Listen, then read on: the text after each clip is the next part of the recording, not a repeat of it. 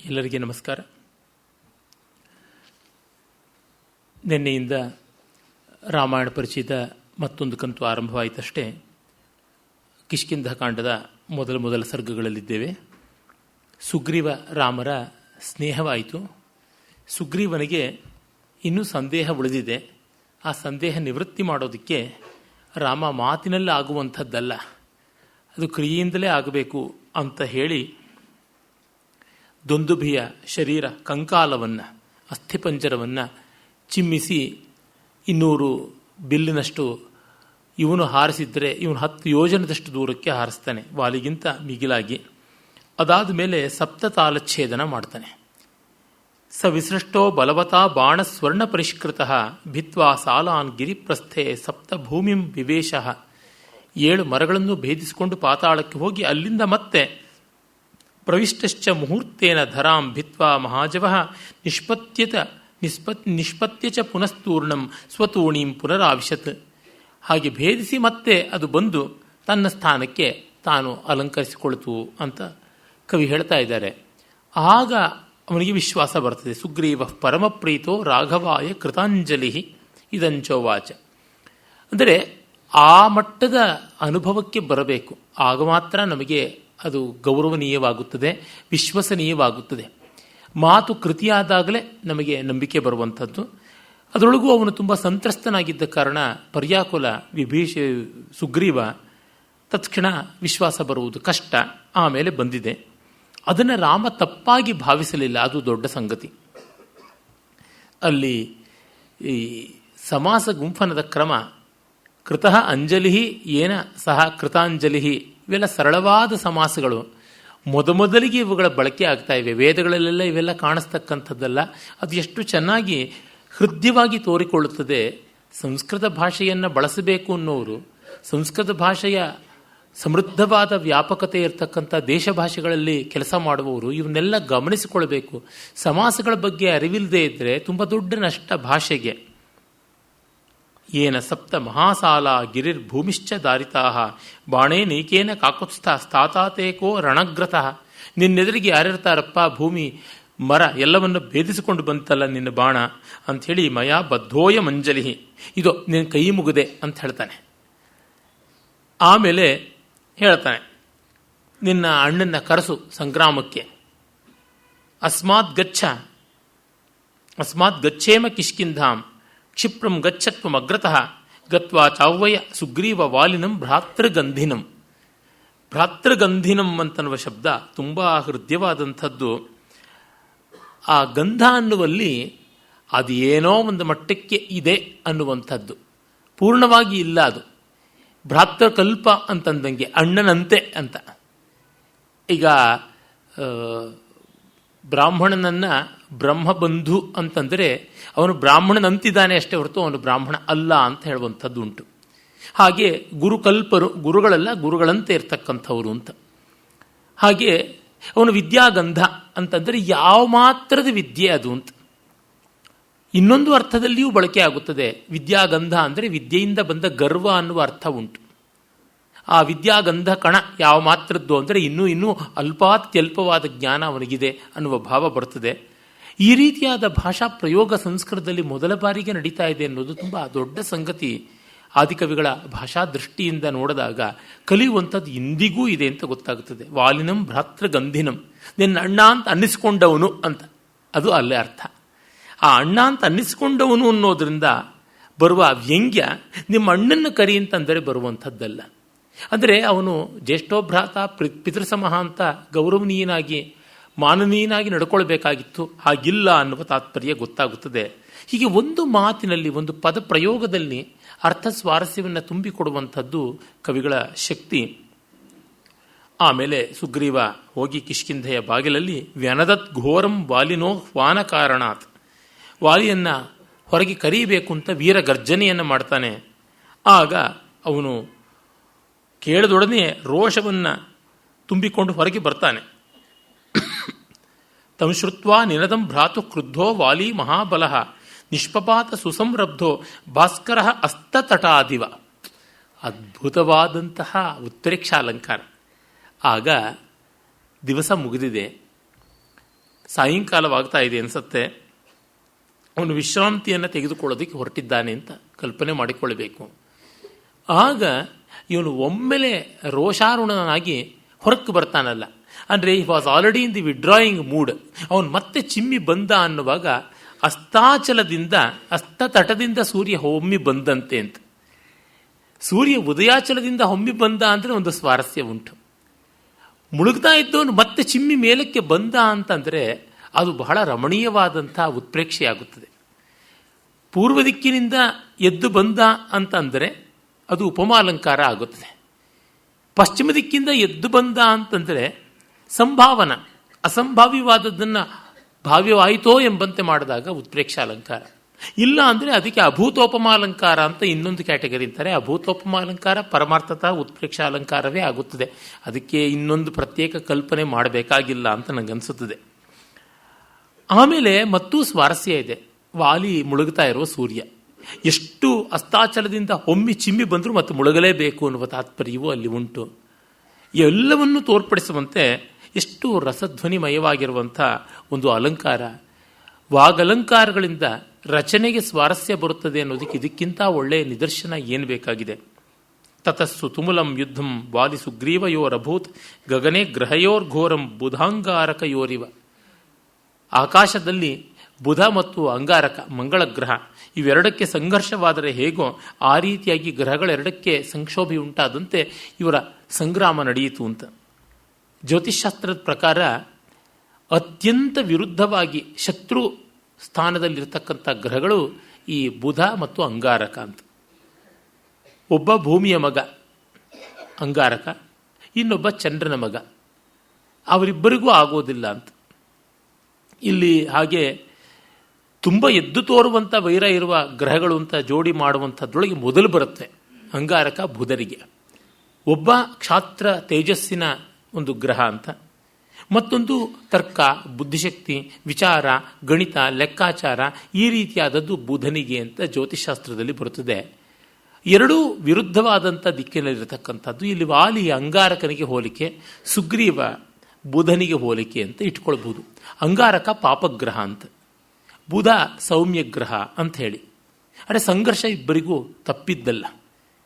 ಜಾತಕದಲ್ಲಿ ಹೇಳ್ತಾರೆ, ಅಂಗಾರಕನ ಮನೆಯಲ್ಲಿ ಅಂದರೆ ಮೇಷರಾಶಿಯಲ್ಲೇ ಮತ್ತು ವೃಶ್ಚಿಕ ರಾಶಿಯಲ್ಲೇ ಎಲ್ಲಿಯಾದರೂ ಬುಧ ಬಂದು ಸೇರಿಕೊಂಡ ಅಂತಂದರೆ ಏನೂ ಫಲ ಸಿಗೋದಿಲ್ಲ ಸರಿಯಾಗಿ.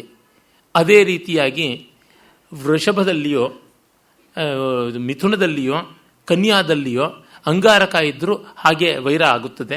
ಕಾರಣ ಅವೆರಡೂ ಮನೆಗಳು ಬುಧನಿಗೆ ಸೇರಿತ್ತು ಅಂತೆಲ್ಲ ಹೇಳ್ತಾರಲ್ಲ.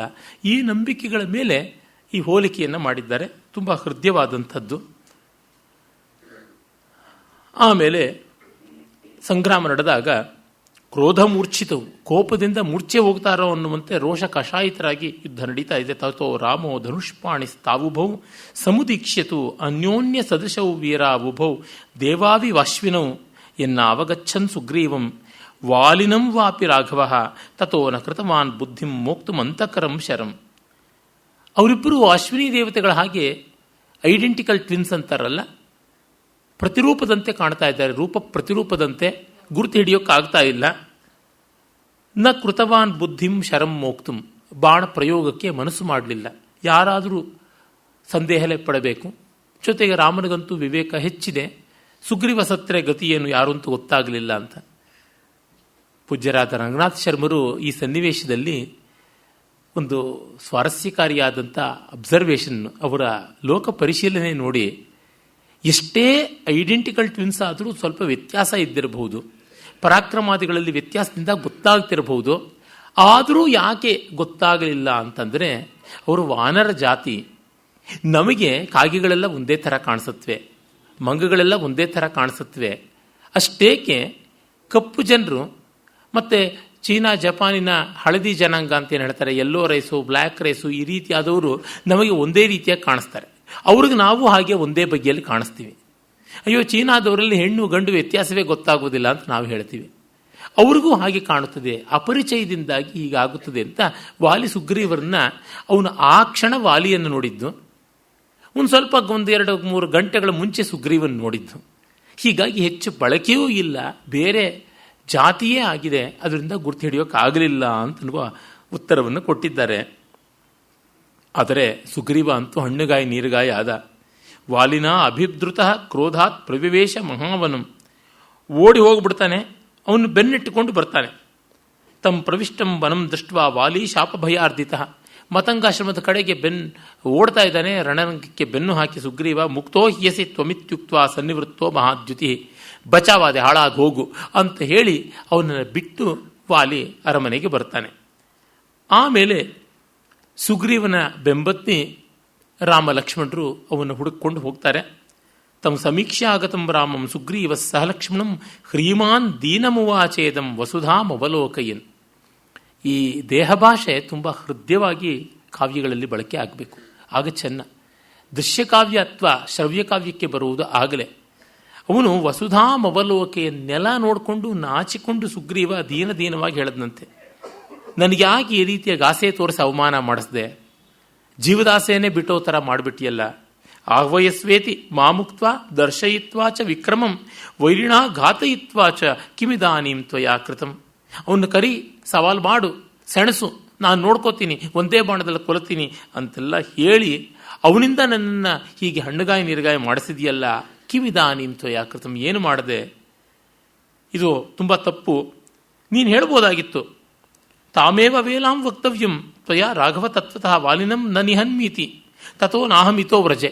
ನನ್ನ ಕೈಲಿ ವಾಲಿನ ಕೊಲ್ಲೋಕ್ಕಾಗೋಲ್ಲ ಅಂತ ನೀನು ಆಗಲೇ ಹೇಳಿದರೆ ನಾನು ತೆಪ್ಪಗಿರ್ತಾ ಇದ್ದೆ, ಇಷ್ಟೆಲ್ಲ ಉಬ್ಬಿಸ್ಬಿಟ್ಟು ಹೀಗೆ ಮಾಡಿದೆಯಲ್ಲ ಅಂತಾನೆ.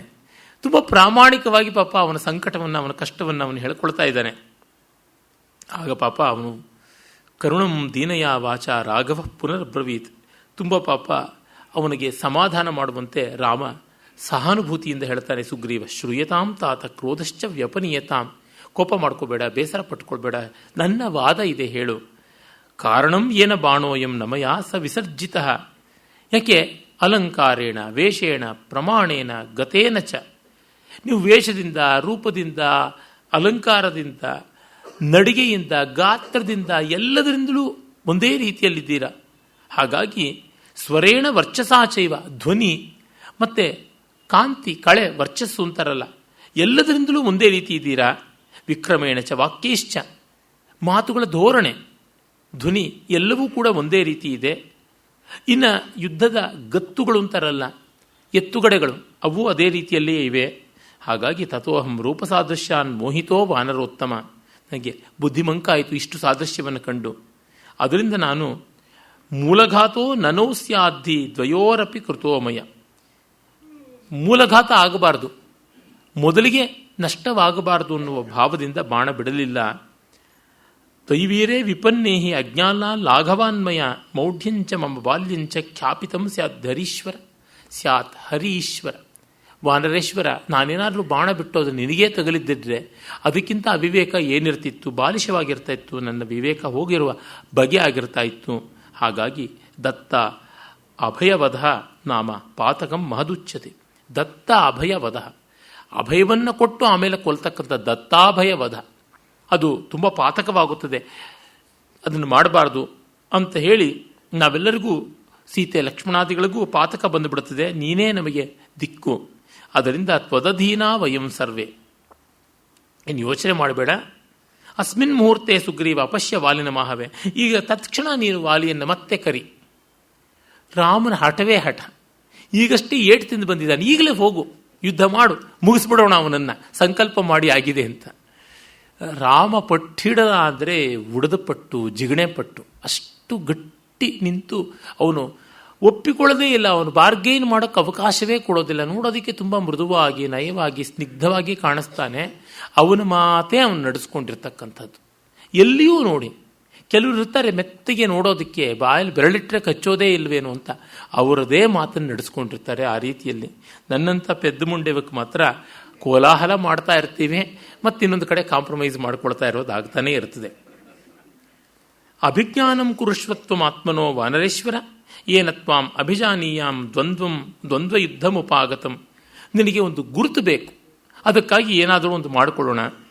ಗಜಪುಷ್ಪೀಮಿಮಾಂ ಫುಲ್ಲಾಂ ಉತ್ಪಾಟ್ಯ ಶುಭಲಕ್ಷಣಾಂ ಕುರು ಲಕ್ಷ್ಮಣ ಕಂಠೇಸ್ಯ ಸುಗ್ರೀವಸ್ಯ ಮಹಾತ್ಮನಃ. ಗಜಪುಷ್ಪಿ ಅಂತ ದೊಡ್ಡ ದೊಡ್ಡ ಬೆಳ್ಳಗಿರ್ತಕ್ಕಂಥ ಹೂಗಳನ್ನು ಬಿಡುವ ಒಂದು ಕಾಡು ಬಳ್ಳಿ. ಆ ಹೂಗಳ ಬಳ್ಳಿಯನ್ನು ನೀನು ಕೊರಳಿಗೆ ಸುತ್ತಿಕೋ. ಅದು ಬೇಸಿಗೆಯ ಕಾಲದಲ್ಲಿ ಬಿಡ್ತಕ್ಕಂಥದ್ದು. ಆ ಒಂದು ಹೂಗಳನ್ನು ನೀನು ಅಲಂಕಾರ ಮಾಡಿಕೋ, ಆಗ ಗೊತ್ತಾಗುತ್ತದೆ. ಕೊರಳಿಗೆ ಸುತ್ತಿಕೋ, ಅದೊಂದು ಪ್ರತ್ಯಭಿಜ್ಞಾನ ಗುರುತು ಇರುತ್ತದೆ ಅಂತ ಲಕ್ಷ್ಮಣನಿಗೆ ಹೇಳ್ತಾನೆ. ಆ ಮಾಲೆಯನ್ನು ಅಂತ ತಥೋ ಗಿರಿತಟೆ ಜಾತಾಂ ಉತ್ಪಟ್ಯ ಕುಸುಮಾಕುಲಾಂ ಲಕ್ಷ್ಮಣೋ ಗಜಪುಷ್ಪೀಂ ತಾಂ ತಸ್ಯ ಕಂಠೆ ವ್ಯಸರ್ಜಯತ್. ಆಗ ಒಂದು ಬಳ್ಳಿ ಹೂ ಬಿಟ್ಟ ಗಜಪುಷ್ಪಿ ಮಾಲಿಕೆಯನ್ನು ಕೊರಳಿಗೆ ಕಟ್ತಾನೆ. ಸತಯಾ ಶುಶುಭೆ ಶ್ರೀಮಾನ್ ಲತೆಯ ಕಂಠಸಕ್ತಯ ಮಾಲಯೇವ ಬಲಾಕಾನಾಂ ಸಸಂಧ್ಯೈವ ತೋಯದಃ. ಆಗ ಕೆಂಬಣ್ಣದ ಕಪಿ ಸುಗ್ರೀವ ಹೇಗೆ ಕಾಣಿಸ್ದ ಅಂತಂದರೆ, ಸಾಯಂಕಾಲದ ಸೂರ್ಯರಶ್ಮಿ ಬೀಳುವ ಮೋಡದ ಮೇಲೆ ಬೆಳ್ಳಕ್ಕಿಗಳ ಮಾಲೆ ಹಾರ್ತಾ ಇದ್ದರೆ ಯಾವ ರೀತಿ ಕಾಣಿಸುತ್ತದೆಯೋ ಹಾಗೆ ಅಂತ. ಆ ಗಜಪುಷ್ಪಿ ಬಳ್ಳಿ ಬೆಳ್ಳಗಿರುವ ದೊಡ್ಡ ಹೂಗಳನ್ನು ಬಿಡುವುದು, ಅದು ನೋಡಿದ್ರೆ ಕೊಕ್ಕರೆಗಳ ಸಾಲು ಹಾರಿ ಹೋಗ್ತಾ ಇದೆ ಅನ್ನುವಂತೆ ಕಾಣುತ್ತದೆ. ಕೆಂಬಣ್ಣದ ಕಪ್ಪು ಛಾಯೆಯ ಅವನ ಮೈ ಮೇಲೆ ಈ ರೀತಿ ಕಾಣಿಸ್ತಾ ಇದೆ ಅಂತನ್ನುವ ಕಲ್ಪನೆ. ನಿಸರ್ಗವನ್ನು ಕಂಡಲ್ಲದೆ ಇವು ಬರುವಂಥವಲ್ಲ, ತುಂಬ ರಮಣೀಯವಾದಂಥದ್ದು. ನಾನು ಹೇಳಿದ್ನಲ್ಲ, ಸಂಸ್ಕೃತದಲ್ಲಿ ಪ್ರಾಯಶಃ 3 ಅಥವಾ 4 ಕವಿಗಳು ಹೆಚ್ಚಂದರೆ ಅವರಿಗೆ ಈ ನಿಸರ್ಗವನ್ನು ಕಂಡು ಹೋಲಿಕೆ ಕೊಡೋದು ಬರ್ತದೆ. ವಾಲ್ಮೀಕಿ, ಕಾಳಿದಾಸ, ಬಾಣ, ಭವಭೂತಿ, ಚತುರ್ಥ ಇಷ್ಟೇ, ಇನ್ನು ಪಂಚಮೋ ನೈವ ಶ್ರೂಯತೆ. ಆ ರೀತಿಯಾಗಿದೆ. ಅಷ್ಟು ವಾಲ್ಮೀಕಿಗಳ ದೊಡ್ಡತನ. ಆಮೇಲೆ ಮತ್ತೆ ಧೈರ್ಯ ಬರೆಸಿ ಪುಸಲಾಯಿಸಿ ಅಲಂಕಾರ ಮಾಡಿಸಿ ಕರ್ಕೊಂಡು ಹೋಗ್ತಾನೆ. ನೋಡಿದ್ರೆ ಸುಗ್ರೀವನಿಗೆ ಇನ್ನೂ ವಿಶ್ವಾಸ ಬಂದಿರಲಾರದು, ಭಯಪಡ್ತಾ ಇದ್ದಾನೆ ಪಾಪ ಅನಿಸುತ್ತೆ. ಒಳ್ಳೆ ಮಧ್ಯಮಾಲೆಯನ್ನು ಧರಿಸಿದ ಕುರಿ ತರಹ ಅವನು ಬರ್ತಾ ಇದ್ದಾನೆ. ದಾರಿನಲ್ಲಿ 7 ಜನ ಅಂತ 7 ಜನ ಋಷಿಗಳ ಒಂದು ಆಶ್ರಮ, ಆ ಆಶ್ರಮದ ಒಂದು ವಿಶೇಷ, ಅದನ್ನು ಹೇಳಿಕೊಂಡು ಮುಂದೆ ಬರುವುದಾಗುತ್ತದೆ. ಅದು ಒಂದು ವಿಕ್ಷೇಪ, ರಮಣೀಯವಾದದ್ದು. ಹಿಂದೆ ಮಾಂಡಕರ್ಣಿಯ ಆಶ್ರಮ ನೀರಿನೊಳಗಿರ್ತಕ್ಕಂಥದ್ದು ಅಂತ ಒಂದು ಅಭೂತಪೂರ್ವವಾದ ಚಮತ್ಕಾರ ಬರುತ್ತದೆ ಅರಣ್ಯಕಾಂಡದಲ್ಲಿ. ತತ್ಸದೃಶವಾದದ್ದು. ಸ್ವಾರಸ್ಯ ಕಡಿಮೆ ಕಥಾ ದೃಷ್ಟಿಯಿಂದ, ವರ್ಣನ ದೃಷ್ಟಿಯಿಂದ. ಆದರೆ ವಾಲ್ಮೀಕಿಗಳ ಶೈಲಿ ಮಾತ್ರ ತುಂಬ ರಮಣೀಯವಾದಂಥದ್ದು. ಆ 7 ಋಷಿಗಳು ತಮ್ಮ ತಪೋಬಲದಿಂದ ದೇವಾಸುರರಿಗೂ ಕೂಡ ಆಶ್ರಮದಲ್ಲಿ ಪ್ರವೇಶ ಇಲ್ಲದಂತೆ ಮಾಡಿಕೊಂಡು ಅಲ್ಲಿ ಅಪ್ಸರೆಯರ ನೃತ್ಯ, ಸಂಗೀತ ಇತ್ಯಾದಿಗಳನ್ನು ಕೇಳಿಕೊಂಡು ತಪಸ್ಸು ಮಾಡಿಕೊಂಡಿದ್ದಾರೆ ಅಂತ ಬರುತ್ತದೆ ಕಲ್ಪನೆ. ಏತೆ ವೃಕ್ಷಾ ಪ್ರಕಾಶಂತೆ ಧೂಮ ಸಂಸಕ್ತ ಮಸ್ತಕಾ ಮೇಘಜಾಲ ಪ್ರತಿಚ್ಛನ್ನ ವೈದೂರ್ಯ ಗಿರಯೋ ಯಥಾ ಅಂತ ಆಶ್ರಮದ ದಟ್ಟವಾದ ಹೋಮಧೂಮದಿಂದ ಆವೃತವಾದ ಮರಗಿಡಗಳು ಇವನ್ನೆಲ್ಲ ಕೂಡ ತೋರಿಸಿ ಇದೊಂದು ವಿಶೇಷ ಅಂತ ಸುಗ್ರೀವ ಹೇಳ್ತಾನೆ. ರಾಮಲಕ್ಷ್ಮಣರು ಕೇಳಿಕೊಂಡು ಬರ್ತಾರೆ. ಆಮೇಲೆ ಮತ್ತೆ ಕಿಷ್ಕಿಂಧೆ ಬಳಿಗೆ ಹೋಗಿ ಎಂದಿನಂತೆ ಸವಾಲು ಮಾಡ್ತಾರೆ. ಆಗ ಲಕ್ಷ್ಮಣ ಅಲಂಕಾರ ಮಾಡಿ ಕೊಟ್ಟಿದ್ದನಲ್ಲ, ಅದು ತುಂಬ ಚೆನ್ನಾಗಿದೆ ಅಂತ ರಾಮ ಹೇಳಿ, ನಿನಗೆ ಪ್ರತ್ಯಭಿಜ್ಞಾನ ಇದೆ, ನೀನೇನು ಯೋಚನೆ ಮಾಡಬೇಡ. ವಿಪರೀತ ಇವ ಆಕಾಶೆ ಸೂರ್ಯೋ ನಕ್ಷತ್ರಮಾಲಯ ಅದ್ಯ ವಾಲಿ ಸಮುತ್ತಂತೆ ಭಯಂ ವೈರಂ ಚ ವಾನರ ಏಕೇನಾಹಂ ಪ್ರಮೋಕ್ಷಾಮಿ ಬಾಣ ಮೋಕ್ಷೇಣ ಸಂಯುಗೆ. ಒಂದೇ ಮಾಡದಲ್ಲಿ ಕೊಲ್ತೀನಿ ಅಂತ ಇಲ್ಲಿ ಕಮಿಟ್ ಮಾಡಿಕೊಂಡಿದ್ದು. ಅದು ಅವನಿಗೆ ಉತ್ಸಾಹ ಬರೆಸೋದಕ್ಕೆ, ಧೈರ್ಯ ಬರೆಸೋದಕ್ಕೆ, ಒಂದೇ ಬಾಣದಲ್ಲಿ ಅವನನ್ನು ಇಲ್ಲ ಅನ್ನಿಸ್ತೀನಿ, ನೀನು ಯೋಚನೆ ಮಾಡಬೇಡ, ನೀನು ಈ ಗಜಪುಷ್ಪ ಮಾಲೆಯನ್ನು ಧರಿಸಿಕೊಂಡು ಹೇಗಿದ್ದೀಯಾ ಅಂದರೆ ನಕ್ಷತ್ರ ಮಂಡಲದಿಂದ ಪರಿವೇಷ್ಟಿತನಾದ ಸೂರ್ಯ ಬಿಂಬದಂತೆ ಕಾಣಿಸ್ತಾ ಇದೆಯಾ ಅಂತ. ಕೆಂಬಣ್ಣದ ಸೂರ್ಯ, ಕೆಂಬಣ್ಣದ ಕಪಿ, ಸುತ್ತಲೂ ಬೆಳ್ಳಗಿರುವ ಪುಷ್ಪಗಳ ಮಾಲೆ ಇರುವ ಗಜಪುಷ್ಪಿ ಲತೆಯನ್ನು ಸುತ್ತಿಕೊಂಡಿದ್ದಾನೆ ಅಂತ. ಇದಕ್ಕೆ ಅಭೂತೋಪಮ ಅಂತ. ಸೂರ್ಯನ ಸುತ್ತಲೂ ನಕ್ಷತ್ರ ಯಾವಾಗಿರುತ್ತದೆ, ಯಾವಾಗಲೂ ನಮಗೆ ಕಾಣಿಸೋಲ್ಲ. ಹಾಗೆ ಇಲ್ಲದೇ ಇದ್ದಿದ್ದನ್ನು ವರ್ಣಿಸಿದಾಗ ಹೋಲಿಕೆ ಇಟ್ಟು ಅದು ಅಭೂತೋಪಮ ಅಂತಂತಾರೆ ಅಂತ. ಪೈ ದೀಕ್ಷಿತರು ಇದರ ಬಗ್ಗೆ ಚರ್ಚೆ ಮಾಡ್ತಾರೆ. ಆದರೆ ಇದನ್ನು ಉತ್ಪ್ರೇಕ್ಷಾಲಂಕಾರ ಅಂತ ಕರೀಬೇಕಾಗುತ್ತದೆ. ಅದಕ್ಕೆ ಇನ್ನು ಕೆಲವರು ಒಂದು ಯಾವುದಕ್ಕೂ ಒಂದು ಪರಿಹಾರವಾಗಿ ಹೇಳಿಬಿಡ್ಬೋದಲ್ವ. ಪರೀತಂತು ದಿವಾಪ್ರೋಕ್ತಂ ವಿಪರೀತಂತು ಶರ್ವರಿ ರಾಕಾ ಮಧ್ಯೆ ಗತಶ್ಚಂದ್ರ ಸೂರ್ಯ ಇತ್ಯಭಿಧೀಯತೆ ಅಂತ ಒಂದು ಶ್ಲೋಕ. ಪರೀತಂತು ದಿವಾಪ್ರೋಕ್ತಂ, ಪರೀತ ಅಂದರೆ ಹಗಲು ಅಂತ ಅರ್ಥ. ವಿಪರೀತಂ ಅಂದರೆ ವಿಗತಂ ಪರೀತಂ, ಹಗಲು ಇಲ್ಲದ್ದು, ಶರ್ವರಿ ರಾತ್ರಿ. ಇನ್ನು ರಾಕಾ ಮಧ್ಯಗತಶ್ಚಂದ್ರ, ಬೆಳದಿಂಗಳನ್ನ ಚಂದ್ರನನ್ನು ಅಂದರೆ ಪೂರ್ಣ ಚಂದ್ರನನ್ನು ಸೂರ್ಯ ಇತ್ಯಭಿಧೀಯತೆ, ಸೂರ್ಯ ಅಂತ ಕರಿತೀವಿ ಅಂತ. ಯಾವುದಕ್ಕೆ ಏನು ಅಂತಲೂ ಕರೆದರೆ ಏನೂ ಆಗುತ್ತದೆ ಅಂತ ಅನಿಸುತ್ತದೆ. ಒಮ್ಮೆ ಆಂಧ್ರದ ಬಹಳ ದೊಡ್ಡ ಅವಧಾನಿಗಳು, ಹಿರಿಯರಾದಂಥವರು ಸಿ ವಿ ಸುಬ್ಬಣ್ಣ ಶತಾವಧಾನಿಗಳು, ಪ್ರೊದ್ದಟೂರ್ನವರು, ಸುಮಾರು 1950ರಿಂದ ಈಚೆಗೆ, ಅದಕ್ಕೆ ಮುಂಚೆ ತಿರುಪತಿ ವೆಂಕಟ ಕವಿಗಳಂಥ ಮಹಾ ಅವಧಾನಿಗಳೆಲ್ಲ ಮಾಡಿ ಅವಧಾನ ಪ್ರಖ್ಯಾತವಾದದ್ದು. ಒಂದು 20 ವರ್ಷ ಯಾರೂ ಮಾಡದೆ ಹೆಚ್ಚು ಕಡಿಮೆ ಅಶ್ರುತಪೂರ್ವ, ವಿಶೇಷವಾಗಿ ಶತಾವಧಾನ ಅಶ್ರುತಪೂರ್ವವಾಗಿತ್ತು. ಇವರು ಆಮೇಲೆ 50ನೇ ಇಸ್ವಿಯಿಂದ ಆಚೆಗೆ ಬಂದು ಒಳ್ಳೊಳ್ಳೆ ಅವಧಾನಗಳನ್ನು ಮಾಡಿ ಶತಾವಧಾನ ಮಾಡಿ ಮತ್ತೆ ಅವಧಾನ ಪುನಃ ಪ್ರತಿಷ್ಠೆಗೆ ಕಾರಣರಾದರು. ಗಡಿಯಾರಂ ವೆಂಕಟೇಶ ಶಾಸ್ತ್ರಿ ಎನ್ನುವ ದೊಡ್ಡ ವಿದ್ವತ್ ಕವಿಯ ಶಿಷ್ಯರೂ ಹೌದು.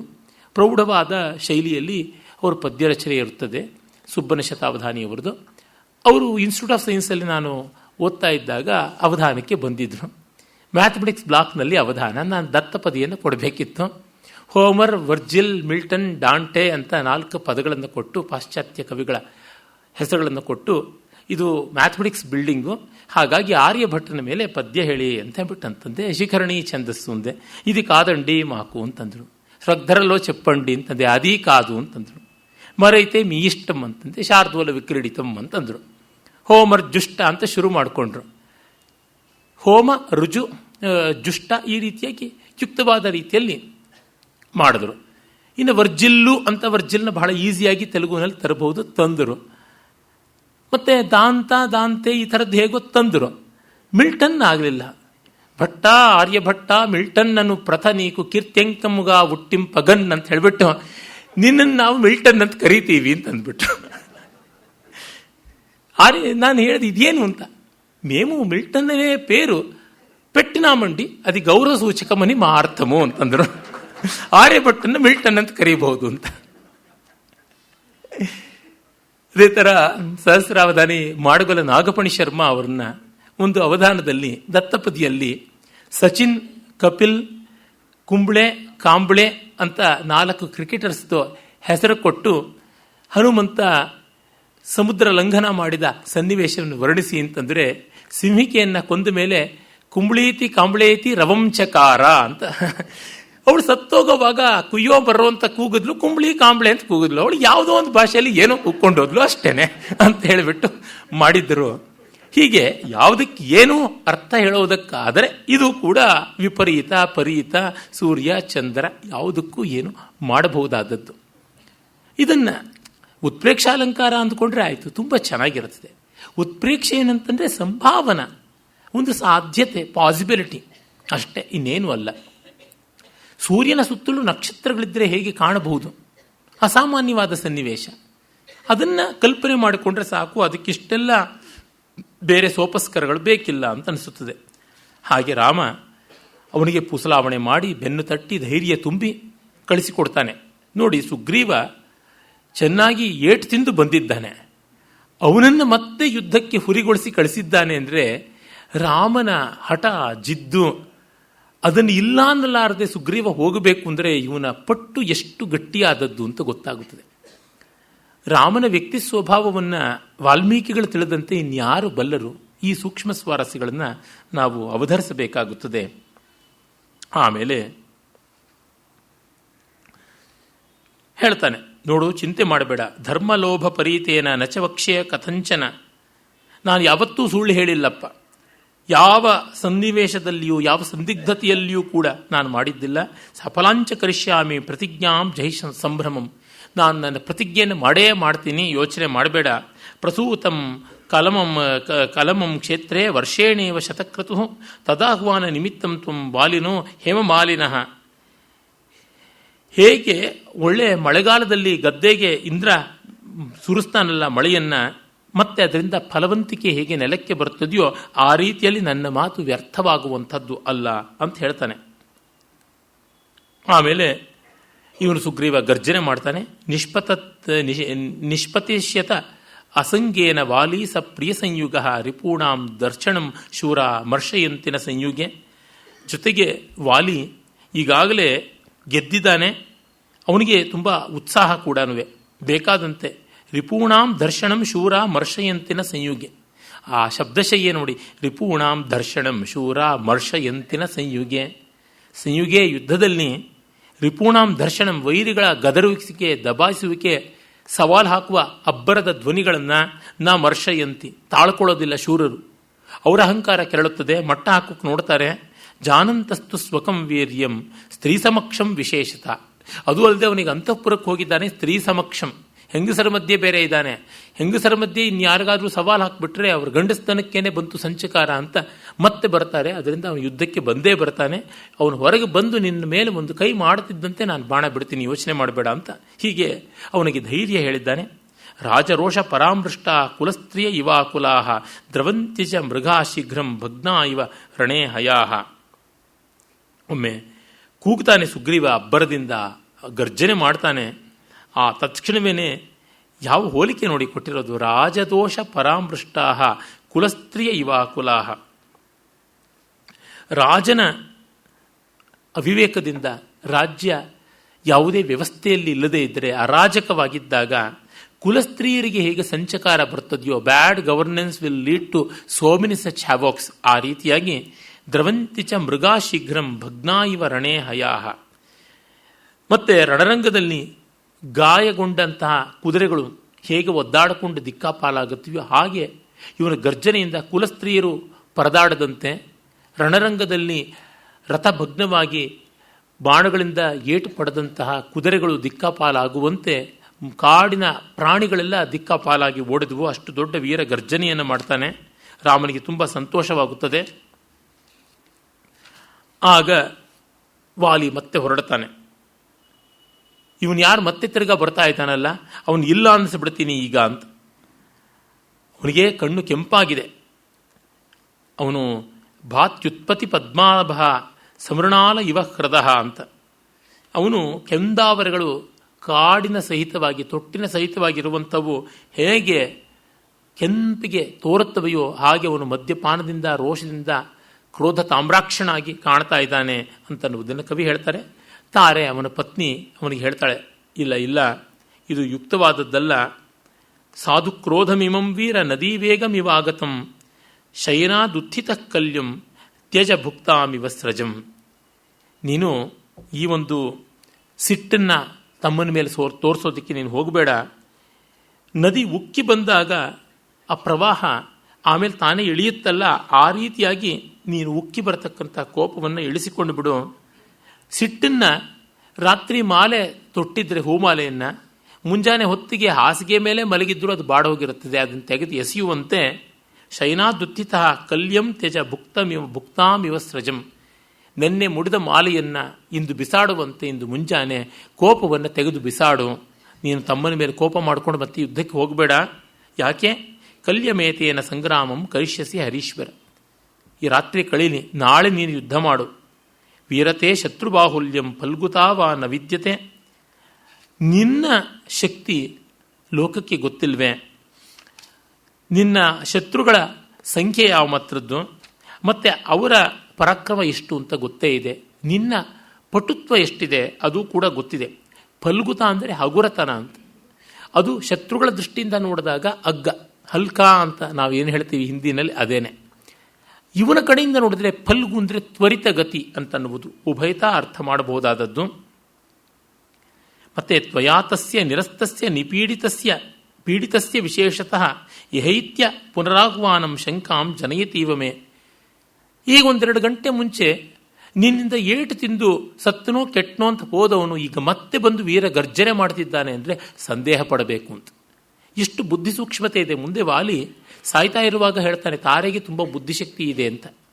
ಅವಳು ಚೆನ್ನಾಗಿ ಸೂಕ್ಷ್ಮ ಬಲ್ಲವಳು. ಹೇಳ್ತಾಳೆ, ಸುಗ್ರೀವ ಇನ್ಯಾವುದೋ ಬಲ ಇಲ್ಲದೆ ಇದ್ದರೆ ಈ ರೀತಿಯಾಗಿ ಮಾಡುವುದಿಲ್ಲ ಅಂತ. ಮೊದಲಿಗೆ ಅವನು ಯುದ್ಧಕ್ಕೆ ಬಂದಿದ್ದೇ ಇಲ್ಲ, ಬಂದಿದ್ದಾನೆ ಅಂದ್ರೇ ಒಂದು ಬಲ ಇದೆ, 2ನೇ ಬಾರಿ ಬಂದಿದ್ದಾನೆ ಅಂದರೆ ಮತ್ತೂ ಬಲ ಇದೆ ಅಂತ. ಪಂಚತಂತ್ರದಲ್ಲಿ ಒಂದು ಕಥೆ ಬರ್ತದಲ್ಲ, ಒಬ್ಬಳು ಕರಿ ಎಳ್ಳನ್ನು ನೀರಿಗೆ ನೆನೆ ಹಾಕಿ ಆಮೇಲೆ ನೆನೆದ ಎಳ್ಳನ್ನು ಬಂಡೆ ಮೇಲೆ ಹಾಕಿ ಉಜ್ಜಿ ಅದರ ಕರಿಯ ಸಿಪ್ಪೆ ಎಲ್ಲ ಹೋಗುವಂತೆ ಮಾಡಿ ಕೇರಿ ಶುದ್ಧಿ ಮಾಡಿ ಅದು ಮತ್ತೆ ಒಣಗಬೇಕು ಅಂತ ಬಿಸಿಲಲ್ಲಿ ಆರ ಹಾಕಿದ್ದಳು ಬಟ್ಟೆಯ ಮೇಲೆ. ಯಾವುದೋ ಒಂದು ನಾಯಿ ಬಂದು ಮೂತ್ರ ವಿಸರ್ಜನೆ ಮಾಡಿ ಹೋಯಿತು ಅದರ ಮೇಲೆ.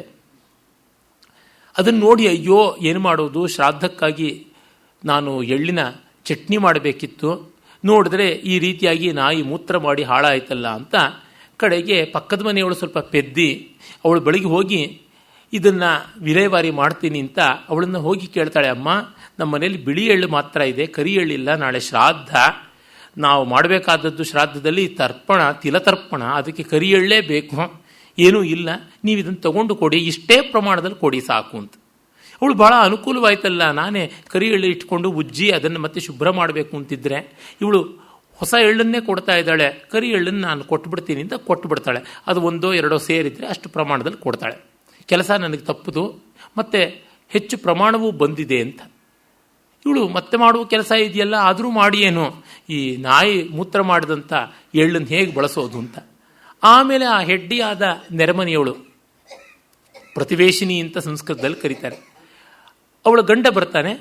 ನಾನು ನೋಡಿ ಏನು ಚಾತುರ್ಯದ ಕೆಲಸ ಮಾಡಿದೆ, ಒಂದು ಸೇರು ಕರಿ ಎಳ್ಳನ್ನು ಒಂದು ಸೇರು ಬಿಳಿ ಎಳ್ಳಿಗೆ ವಿನಿಮಯ ಮಾಡಿಕೊಂಡೆ ಅಂತ. ಎಲ್ಲಾದರೂ ಯಾರಾದರೂ ಕೊಡ್ತಾರ್ಯಾ ಅಂತ. ಯಾರು ಅಂದರೆ ಪಕ್ಕದ ಮನೆಯವಳು ಅಂತ. ಅಯ್ಯೋ ಅವಳು ಬಹಳ ಕಿಲಾಡಿ, ಇದು ಏನೋ ಮೋಸವಾಗಿರುತ್ತೆ, ಮೊದಲು ಬಿಸಾಡು ಇದನ್ನ ಅಂತ ಹೇಳ್ದ ಅಂತ ಒಂದು ಕಥೆ ಬರುತ್ತದೆ ಪಂಚತಂತ್ರದಲ್ಲಿ. ಹಾಗೆ ಇವಳು ಇಲ್ಲ, ಇದರೊಳಗೆ ಏನೋ ಉಂಟು ಗುಟ್ಟು, ಅದು ನಮಗೆ ಅನರ್ಥಕಾರಿಯಾದದ್ದು. ಪ್ರಕೃತ್ಯ ನಿಪುಣಶ್ಚೈವ ಬುದ್ಧಿಮಾಶ್ಚೈವ ವಾನರಃ ಅಪರೀಕ್ಷಿತ ವೀರ್ಯೇಣ ಸುಗ್ರೀವ ಸಹ ನೈಷ್ಯತಿ. ಯಾವತ್ತೂ ಸುಗ್ರೀವ ಬುದ್ಧಿವಂತ, ಲೆಕ್ಕಾಚಾರದವನು, ಬಲ ಇಲ್ಲದೆ ಇದ್ದರೂ ಬುದ್ಧಿ ಇದೆ. ಅದರಿಂದಾಗಿ ಅವನು ಎಂದೂ ಈ ಥರದ ರಿಸ್ಕನ್ನು ತಗೊಳ್ಳೋದಿಲ್ಲ, ಈ ರೀತಿಯಾದ ಸಾಹಸ ಮಾಡುವುದಿಲ್ಲ. ಅಂಗದಸ್ಯ ಕುಮಾರಸ್ಯ ವಕ್ಷಾಮ್ಯದ್ಯ ಹಿತಂ ವಚಃ. ಮಗ ಅಂಗದ ಒಂದಿಷ್ಟು ಬೇಹುಗಾರಿಕೆ ಮಾಡಿದ್ದಾನೆ, ಗೂಢಚಾರಿಕೆ ಮಾಡಿ ಹೇಳ್ತಾ ಇದ್ದಾನೆ. ಅಲ್ಲಿಂದ ಗೊತ್ತಾಗ್ತಾ ಇದೆ, ಅಯೋಧ್ಯಾಧಿಪತೆ ಪುತ್ರವು ಶೂರವು ಸಮರ ದುರ್ಜಯವು ಇಕ್ಷ್ವಾಕೂಣಾಂ ಕುಲೇ ಜಾತವು ಪ್ರತಿತವು ರಾಮಲಕ್ಷ್ಮಣವು. ಇಕ್ಷ್ವಾಕು ವಂಶೀಯರಾದ ರಾಮಲಕ್ಷ್ಮಣರು ಅಂತ ಇಬ್ಬರು ಮಾನವ ವೀರರು ಅವನಿಗೆ ಬೆಂಗಾವಲಾಗಿದ್ದಾರೆ ಅಂತ ಗೊತ್ತಾಯಿತು. ಹಾಗಾಗಿ ಬೇಡ, ತವ ಭ್ರಾತುರ್ಹಿ ವಿಖ್ಯಾತ ಸಹಾಯೋ ರಣಕರ್ಕಶಃ. ಅವನಿಗೆ ರಣಕರ್ಕಶನಾದ ಸಂಗ್ರಾಮ ಧುರಂಧರ ರಾಮ ಬೆಂಗಾವಲಾಗಿದ್ದಾನಂತೆ. ರಾಮ ಪರಬಲಾಮೃದ್ಧಿ ಯುಗಾಂತಾಗ್ನಿವೋತ್ಥಿತ ನಿವಾಸ ವೃಕ್ಷ ಸಾಧೂನಾಂ ಆಪನ್ನಾನಾಂ ಪರಾಗತಿ. ಆ ನಿವಾಸ ವೃಕ್ಷ ಅನ್ನುವ ಹೋಲಿಕೆ ತುಂಬ ಚೆನ್ನಾಗಿದೆ. ಈ ಹೋಲಿಕೆ ಎಷ್ಟು ಮುಂದಿನ ಕವಿಗಳಲ್ಲಿ ಪ್ರಸಿದ್ಧವಾಯಿತು ಅಂದರೆ ಇದನ್ನು ಒಬ್ಬ ಕವಿ ಬಳಸೋದೇ ಆಯಿತು. ಈಚಿನ ಕವಿ ಶಂಕರ ಇದನ್ನು ಒಂದು 10-15 ಪದ್ಯಗಳಲ್ಲಿ ಬಳಸಿದ್ದಾನೆ ಈ ಕಲ್ಪನೆಯನ್ನು. ಆಶ್ರಯ ವೃಕ್ಷ, ನಿವಾಸ ವೃಕ್ಷ ಅಂತಲ್ಲ. ಪಕ್ಷಿಗಳು ನಾವಂದ್ಕೋತೀವಿ ಎಲ್ಲ ಪಕ್ಷಿಗಳು ವರ್ಷ ಇಡೀ ಗೂಡು ಕಟ್ಕೊಂಡಿರುತ್ತವೆ ಅಂತ. ಇಲ್ಲ, ಅವು ಕೇವಲ ಅವುಗಳ ಸಂತಾನೋತ್ಪತ್ತಿ ಕಾಲದಲ್ಲಿ ಬ್ರೀಡಿಂಗ್ ಸೀಸನ್ನಲ್ಲಿ ಮಾತ್ರ ಗೂಡು ಕಟ್ಟುತ್ತವೆ. ಅದು ಕೆಲವೊಂದು ಪಕ್ಷಿಗಳು ಆಗಲೂ ಗೂಡು ಕಟ್ಟೋಲ್ಲ. ಉದಾಹರಣೆಗೆ ಪಾರಿವಾಳ, ಗಿಳಿ, ಇವಕ್ಕೆ ಗೂಡು ಕಟ್ಟೋದು ಬರೋಲ್ಲ. ಪಾಪ ಬಡಪಾಯಿ ಕಾಗೆ ಕಟ್ಟುತ್ತೆ, ಆ ಗೂಡನ್ನು ಎಲ್ಲರೂ ಗೇಲಿ ಮಾಡ್ತೀವಿ. ಚಿಪ್ಪಿಗ ಪಕ್ಷಿ ಹಕ್ಕಿ ಅಂತ ಒಂದಿದೆ, ದರ್ಜಿ ಹಕ್ಕಿ ಅಂತಲೂ ಕರೀತಾರೆ. ಅದು ಈ ರೀತಿಯಾದವೆಲ್ಲ ಗೂಡನ್ನು ಕಟ್ಟುತ್ತವೆ. ಗೀಜಿಗ ತುಂಬ ಸೊಗಸಾದಂಥ ಗೂಡನ್ನು ಕಟ್ಟುತ್ತವೆ. ಪಿಕಳಾರ ಈ ಥರದ್ದೆಲ್ಲ ಕಟ್ಟುತ್ತವೆ, ಚಂದ್ರಮುಕುಟ ಹೀಗೆಲ್ಲ. ಆ ಗೂಡು ಆ ಒಂದು ಋತುಕಾಲದಲ್ಲಿ ಮಾತ್ರ ನಿರ್ಮಿತವಾಗುತ್ತದೆ. ಮಿಕ್ಕಂತೆ ಮರಗಳ ಮೇಲೆ ಹೋಗಿ ಅವು ಕೂತ್ಕೊಳ್ಳುತ್ತವೆ ಅಷ್ಟೇ. ಅದನ್ನು ಹಾಗೆ ಮರಗಳ ಮೇಲೆ ಕೂತ್ಕೊಂಡು ರಾತ್ರಿ ಕಳೆದು ಮತ್ತೆ ಅಲ್ಲಿಂದ ಹಾರಿ ಹೋಗುವುದನ್ನು ಆ ಮರಕ್ಕೆ ನಿವಾಸ ವೃಕ್ಷ, ಆಶ್ರಯ ವೃಕ್ಷ ಅಂತೆಲ್ಲ ಕರೀತಾರೆ. ಹಾಗೆ ಸಜ್ಜನರೆಲ್ಲ ಬಂದು ತಂಗುವಂತಹ ತಂಗುದಾಣದಂತೆ ಇರತಕ್ಕಂಥವನು, ತಂಗುದಾಣದ ಮರದಂತೆ ಕಾಣಿಸ್ತಕ್ಕಂಥವನು ರಾಮ. ನಿವಾಸ ವೃಕ್ಷ ಸಾಧೂನಾಂ ಆರ್ತಾನಾಂ ಸಂಶ್ರಯಶ್ಚೈವ. ಆರ್ತರಿಗೆ ಅವನೇ ಪರಮಾಶ್ರಯ. ಯಶಸ್ಸೈಕ ಭಾಜನಂ, ಕೀರ್ತಿಗೆ ಅವನೊಬ್ಬನೇ ನೆಲೆ. ಜ್ಞಾನ ವಿಜ್ಞಾನ ಸಂಪನ್ನೋ ನಿದೇಶೇ ನಿರತಃ ಪಿತುಃ. ಜ್ಞಾನ ವಿಜ್ಞಾನ ಎರಡೊಳಗೂ ಕೋವಿದ ಅಂತ ಆಚಾರ್ಯ ಭಗವತ್ಪಾದ ಶಂಕರರು ಜ್ಞಾನಂ ವಿಜ್ಞಾನ ಸಹಿತಂ ಅನ್ನುವ ಗೀತಾವಾಕ್ಯಕ್ಕೆ ವ್ಯಾಖ್ಯಾನ ಮಾಡ್ತಾ, ಜ್ಞಾನ ಅನ್ನುವುದು ಪುಸ್ತಕದಿಂದ ಬರ್ತಕ್ಕಂಥ ಮಾಹಿತಿ, ವಿಜ್ಞಾನ ಅನುಭವಜನ್ಯವಾದದ್ದು ಅಂತ ಹೇಳ್ತಾರೆ. ಅಮರಕೋಶ ವಿಜ್ಞಾನಂ ಶಿಲ್ಪಶಾಸ್ತ್ರಯೋ ಅಂತ. ವಿಜ್ಞಾನ ಅನ್ನುವುದು ಅಪ್ಲೈಡ್ ನಾಲೆಡ್ಜ್, ಜ್ಞಾನ ಅನ್ನುವುದು ಪ್ಯೂರ್ ನಾಲೆಡ್ಜ್ ಅನ್ನುವ ಅರ್ಥದಲ್ಲಿ ಹೇಳ್ತಾರೆ. ಏನೇ ಆದರೂ ಜ್ಞಾನ ವಿಜ್ಞಾನ ಸಂಪನ್ನತೆ ಅಂತಂದರೆ ಥಿಯರಿ ಆ್ಯಂಡ್ ಪ್ರಾಕ್ಟೀಸ್ ಅಂತ, ಇನ್ಫಾರ್ಮೇಷನ್ ಆ್ಯಂಡ್ ಎಕ್ಸ್ಪೀರಿಯನ್ಸ್ ಅಂತ ಹೀಗೆಲ್ಲ ಹೇಳಬಹುದು. ಅವೆಲ್ಲ ಗೊತ್ತಿದೆ ಅವನಿಗೆ. ಹಾಗಾಗಿ ತತ್ಕ್ಷಮೋನ ವಿರೋಧಸ್ಥೆ ಸಹತೇನ ಮಹಾತ್ಮನ. ಈಗ ರಾಮನ ಜೊತೆಗೆ ವೈರ ಕಟ್ಟಿಕೊಳ್ಳುವಂತೆ ಆಗುತ್ತದೆ. ದುರ್ಜಯ್ಯೇನ ಅಪ್ರಮೇಯೇಣ ರಾಮೇಣ ರಣಕರ್ಮಸು ಶೂರ ವಕ್ಷ್ಯಾಮಿ ತೇ ಕಿಂಚಿನ್ ನಚೇಚ್ಛಾಮ್ಯಭ್ಯಸೂಯಿತು. ನನಗೇನು ಕೆಟ್ಟ ಬುದ್ಧಿ ಇಲ್ಲ, ನೀನು ರಾಮನ್ನ ವೈರ ಮಾಡ್ಕೋಬೇಡ, ನಿನ್ನ ತಮ್ಮನ ವಿಷಯದಲ್ಲೂ ತಲೆ ಕೆಡಿಸ್ಕೊಳ್ಬೇಡ. ಶ್ರೂಯತಾಂ ಕ್ರಿಯತಾಂಚೈವ ತವ ವಕ್ಷ್ಯಾಮಿ ಎದ್ಧಿತಂ. ಇಲ್ಲಿ ನೋಡಿ, ಶ್ರೂಯತಾಂ ಕ್ರಿಯತಾಂ, ಕೇಳೋಣವಾಗಲಿ ಆಮೇಲೆ ಮಾಡೋಣವಾಗಲಿ. ಆ ಹೇಳುವ ಕ್ರಮದಲ್ಲಿ ಆದೇಶ ಇಲ್ಲ, ಅನುನಯ ಇದೆ. ಡಿ ವಿ ಜಿಯವರು ಮಾಡಿ ಕೇಳಿ ನೋಡಿ ಅಂತಿರಲಿಲ್ಲ. ಮಾಡೋಣವಾಗಲಿ ನೋಡೋಣವಾಗಲಿ ಅಂತ ಇದ್ರಂತೆ. ಅಂದರೆ ನೇರವಾಗಿ ಹೇಳ್ತಕ್ಕಂಥದ್ದಲ್ಲ, ಪರ್ಯಾಯವಾಗಿ ತಿಳಿಸ್ತಕ್ಕಂಥದ್ದು. ಆ ನಯ ಬೇಕು. ತಾರೆಗೆ ಒಳ್ಳೆಯ ನಯ ಇದೆ. ಅದು ಇಟ್ಸ್ ಎ ಪ್ರೂವನ್ ಫ್ಯಾಕ್ಟ್. ಮುಂದೆ ರಾಮನ ವಿರಹ ಸಂಕಟವನ್ನು ನೋಡಿ ಸುಗ್ರೀವ ಏನೂ ತಿರುಗಿ ನೋಡ್ತಾ ಇಲ್ಲ ಅಂತ ಬೇಸರವೂ ಆಗಿ ಲಕ್ಷ್ಮಣ ಕೆರಳಿ ಸುಗ್ರೀವನ ಅಂತಃಪುರಕ್ಕೆ ಬಂದಾಗ ತಾರೆಯೇ ಅವನಿಗೆ ಸಮಾಧಾನ ಮಾಡಿದ್ದು. ಸುಗ್ರೀವ ಅಂಜುಕೊಂಡು ಒಳಗಡೆ ಕೂತ್ಕೊಂಡು ಬಿಡ್ತಾನೆ. ಅವನು ಮಂಚದ ಕೆಳಗೆ ದೂರ್ಕೊಳ್ಳೋದೊಂದು ಬಾಕಿ ಇರುತ್ತದೆ. ಆಗ ತಾರೆ ಮದ್ಯಪಾನ ಮಾಡಿ ತತ್ತರಿಸ್ತಾ ಅವಳು ಡಾಬು ಬಂದು ಮೊಣಕಾಲ್ವರೆಗೆ ಜಾರ್ತಾ ಇತ್ತು ಅಂತ ಕವಿಗಳು ಬರೀತಾನೆ. ಅವಳು ಆ ಸ್ಥಿತಿನಲ್ಲಿ ನೋಡಿ ಲಕ್ಷ್ಮಣನಿಗೆ ನಾಚಿಕೆಯಾಗಿ ತಲೆ ತಗ್ಗಿಸ್ಕೊಂಡು ಬಿಡ್ತಾನೆ. ಆಗ ಅವಳು ಬಹಳ ಸೊಗಸಾದ ಸನ್ನಿವೇಶ ಮುಂದೆ ಆಗ ಇಟ್ಟಿರೋಣ ಆ ಚಮತ್ಕಾರಗಳನ್ನೆಲ್ಲ. ಆಗ ಲಕ್ಷ್ಮಣನಿಗೆ ಸಮಾಧಾನ ಹೇಳ್ತಾಳೆ.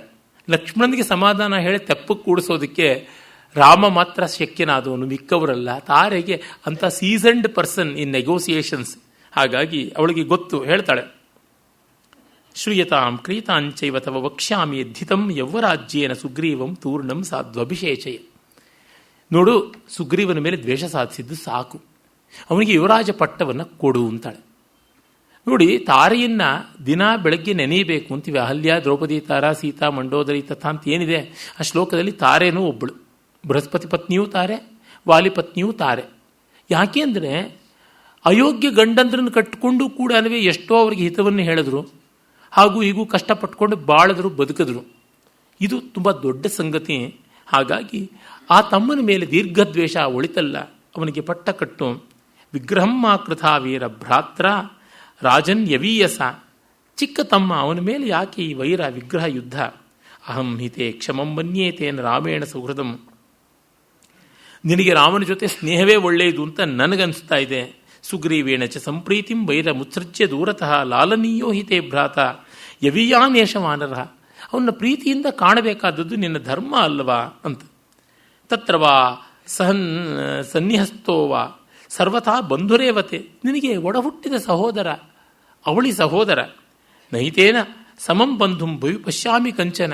ಅಷ್ಟು ಒಳ್ಳೆ ಬಂಧು ಇನ್ಯಾರೂ ನಿನಗೆ ಸಿಗೋಕ್ಕೆ ಸಾಧ್ಯವಿಲ್ಲ. ನಾವೇ ಎಷ್ಟು ಕಾಲ ನೋಡಿದ್ವಿ ಅವನ ಒಳ್ಳೆತನವನ್ನು ಅಂತೆಲ್ಲ ಹೇಳ್ತಾಳೆ.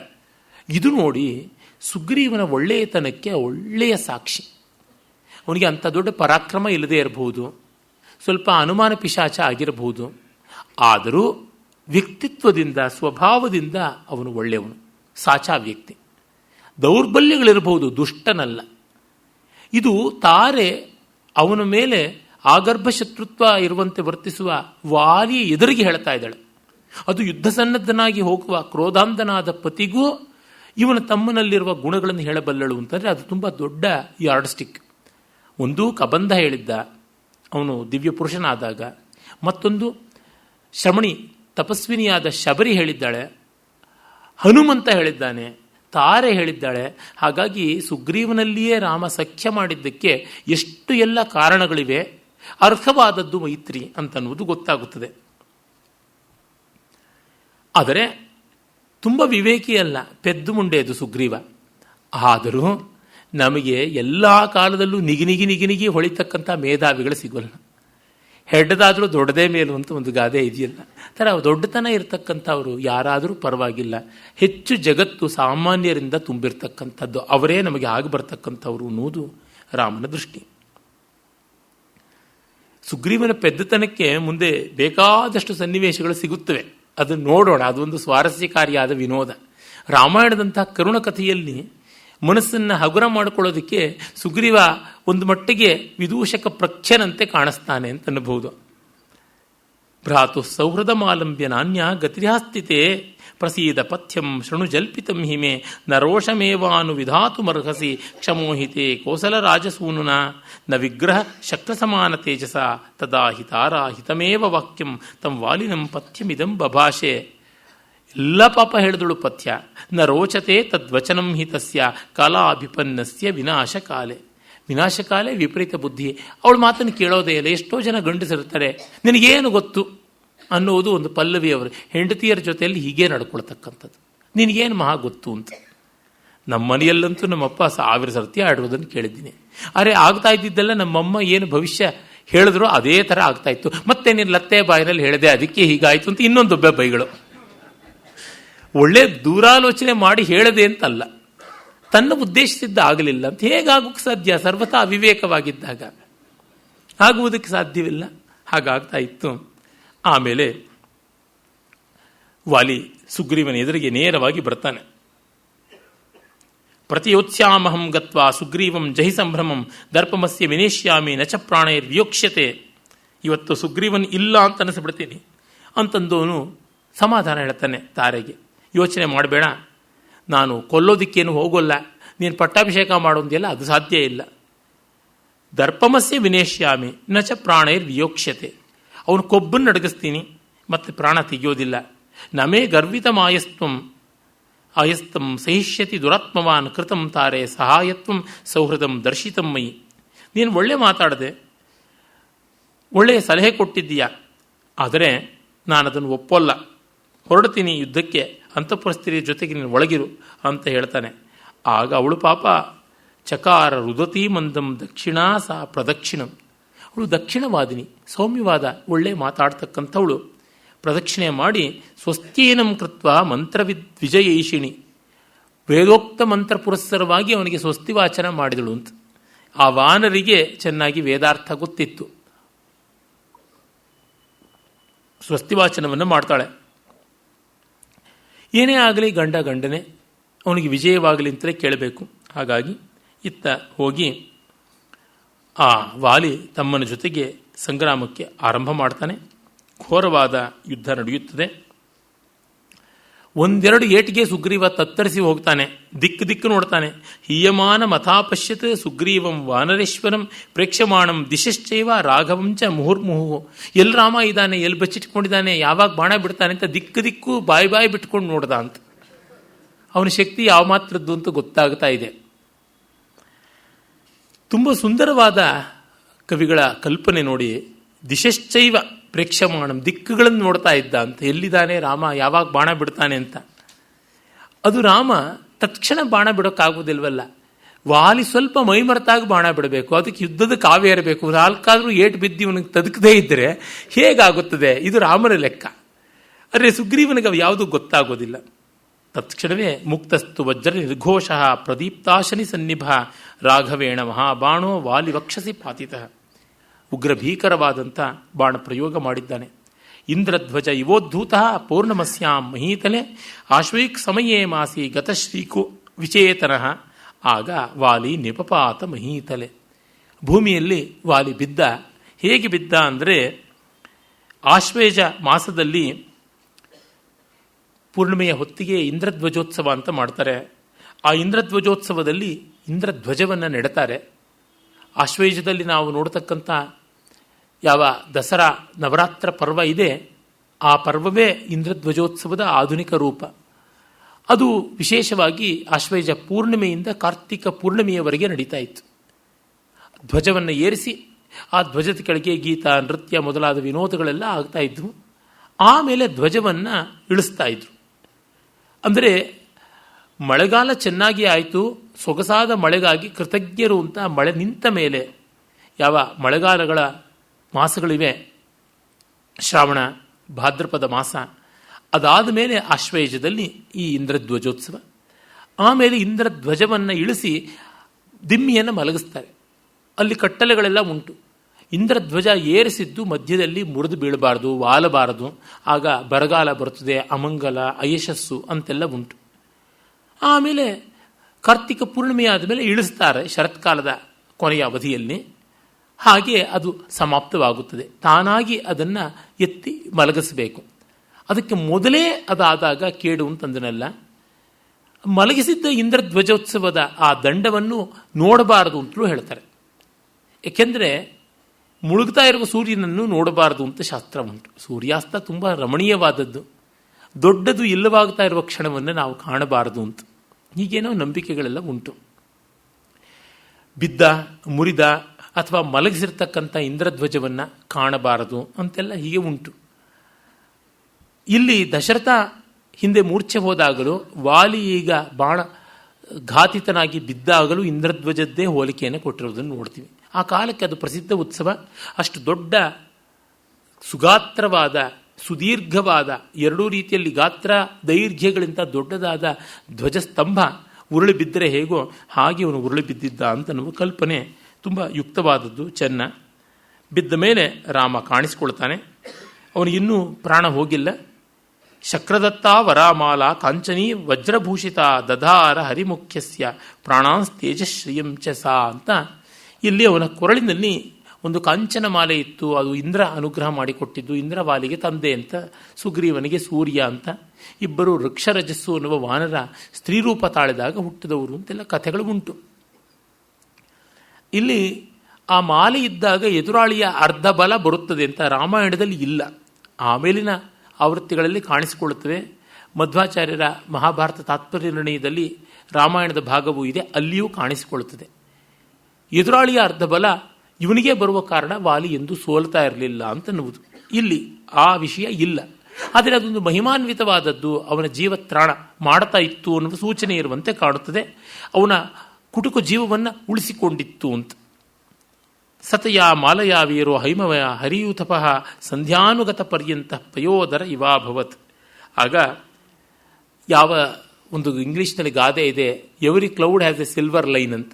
ಹಾಗೆ ಸಂಧ್ಯಾಕಾಲದ ಮೋಡಕ್ಕೆ ಒಂದು ಬಂಗಾರದ ಎಳೆ ಇದ್ದಂತೆ ಸೂರ್ಯಕಾಂತಿ ಇರ್ತದಲ್ಲ, ಹಾಗೆ ವಾಲಿಯ ಜೀವ ಹೋಗ್ತಾ ಕಪ್ಪಿಡ್ತಾ ಇರತಕ್ಕಂಥ ಕಾಯಕ್ಕೆ ಆ ಕಾಂಚನ ಮಾಲೆ ಅಲಂಕಾರವಾಗಿತ್ತು ಅಂತ ತುಂಬ ಒಳ್ಳೆಯ ಹೋಲಿಕೆ.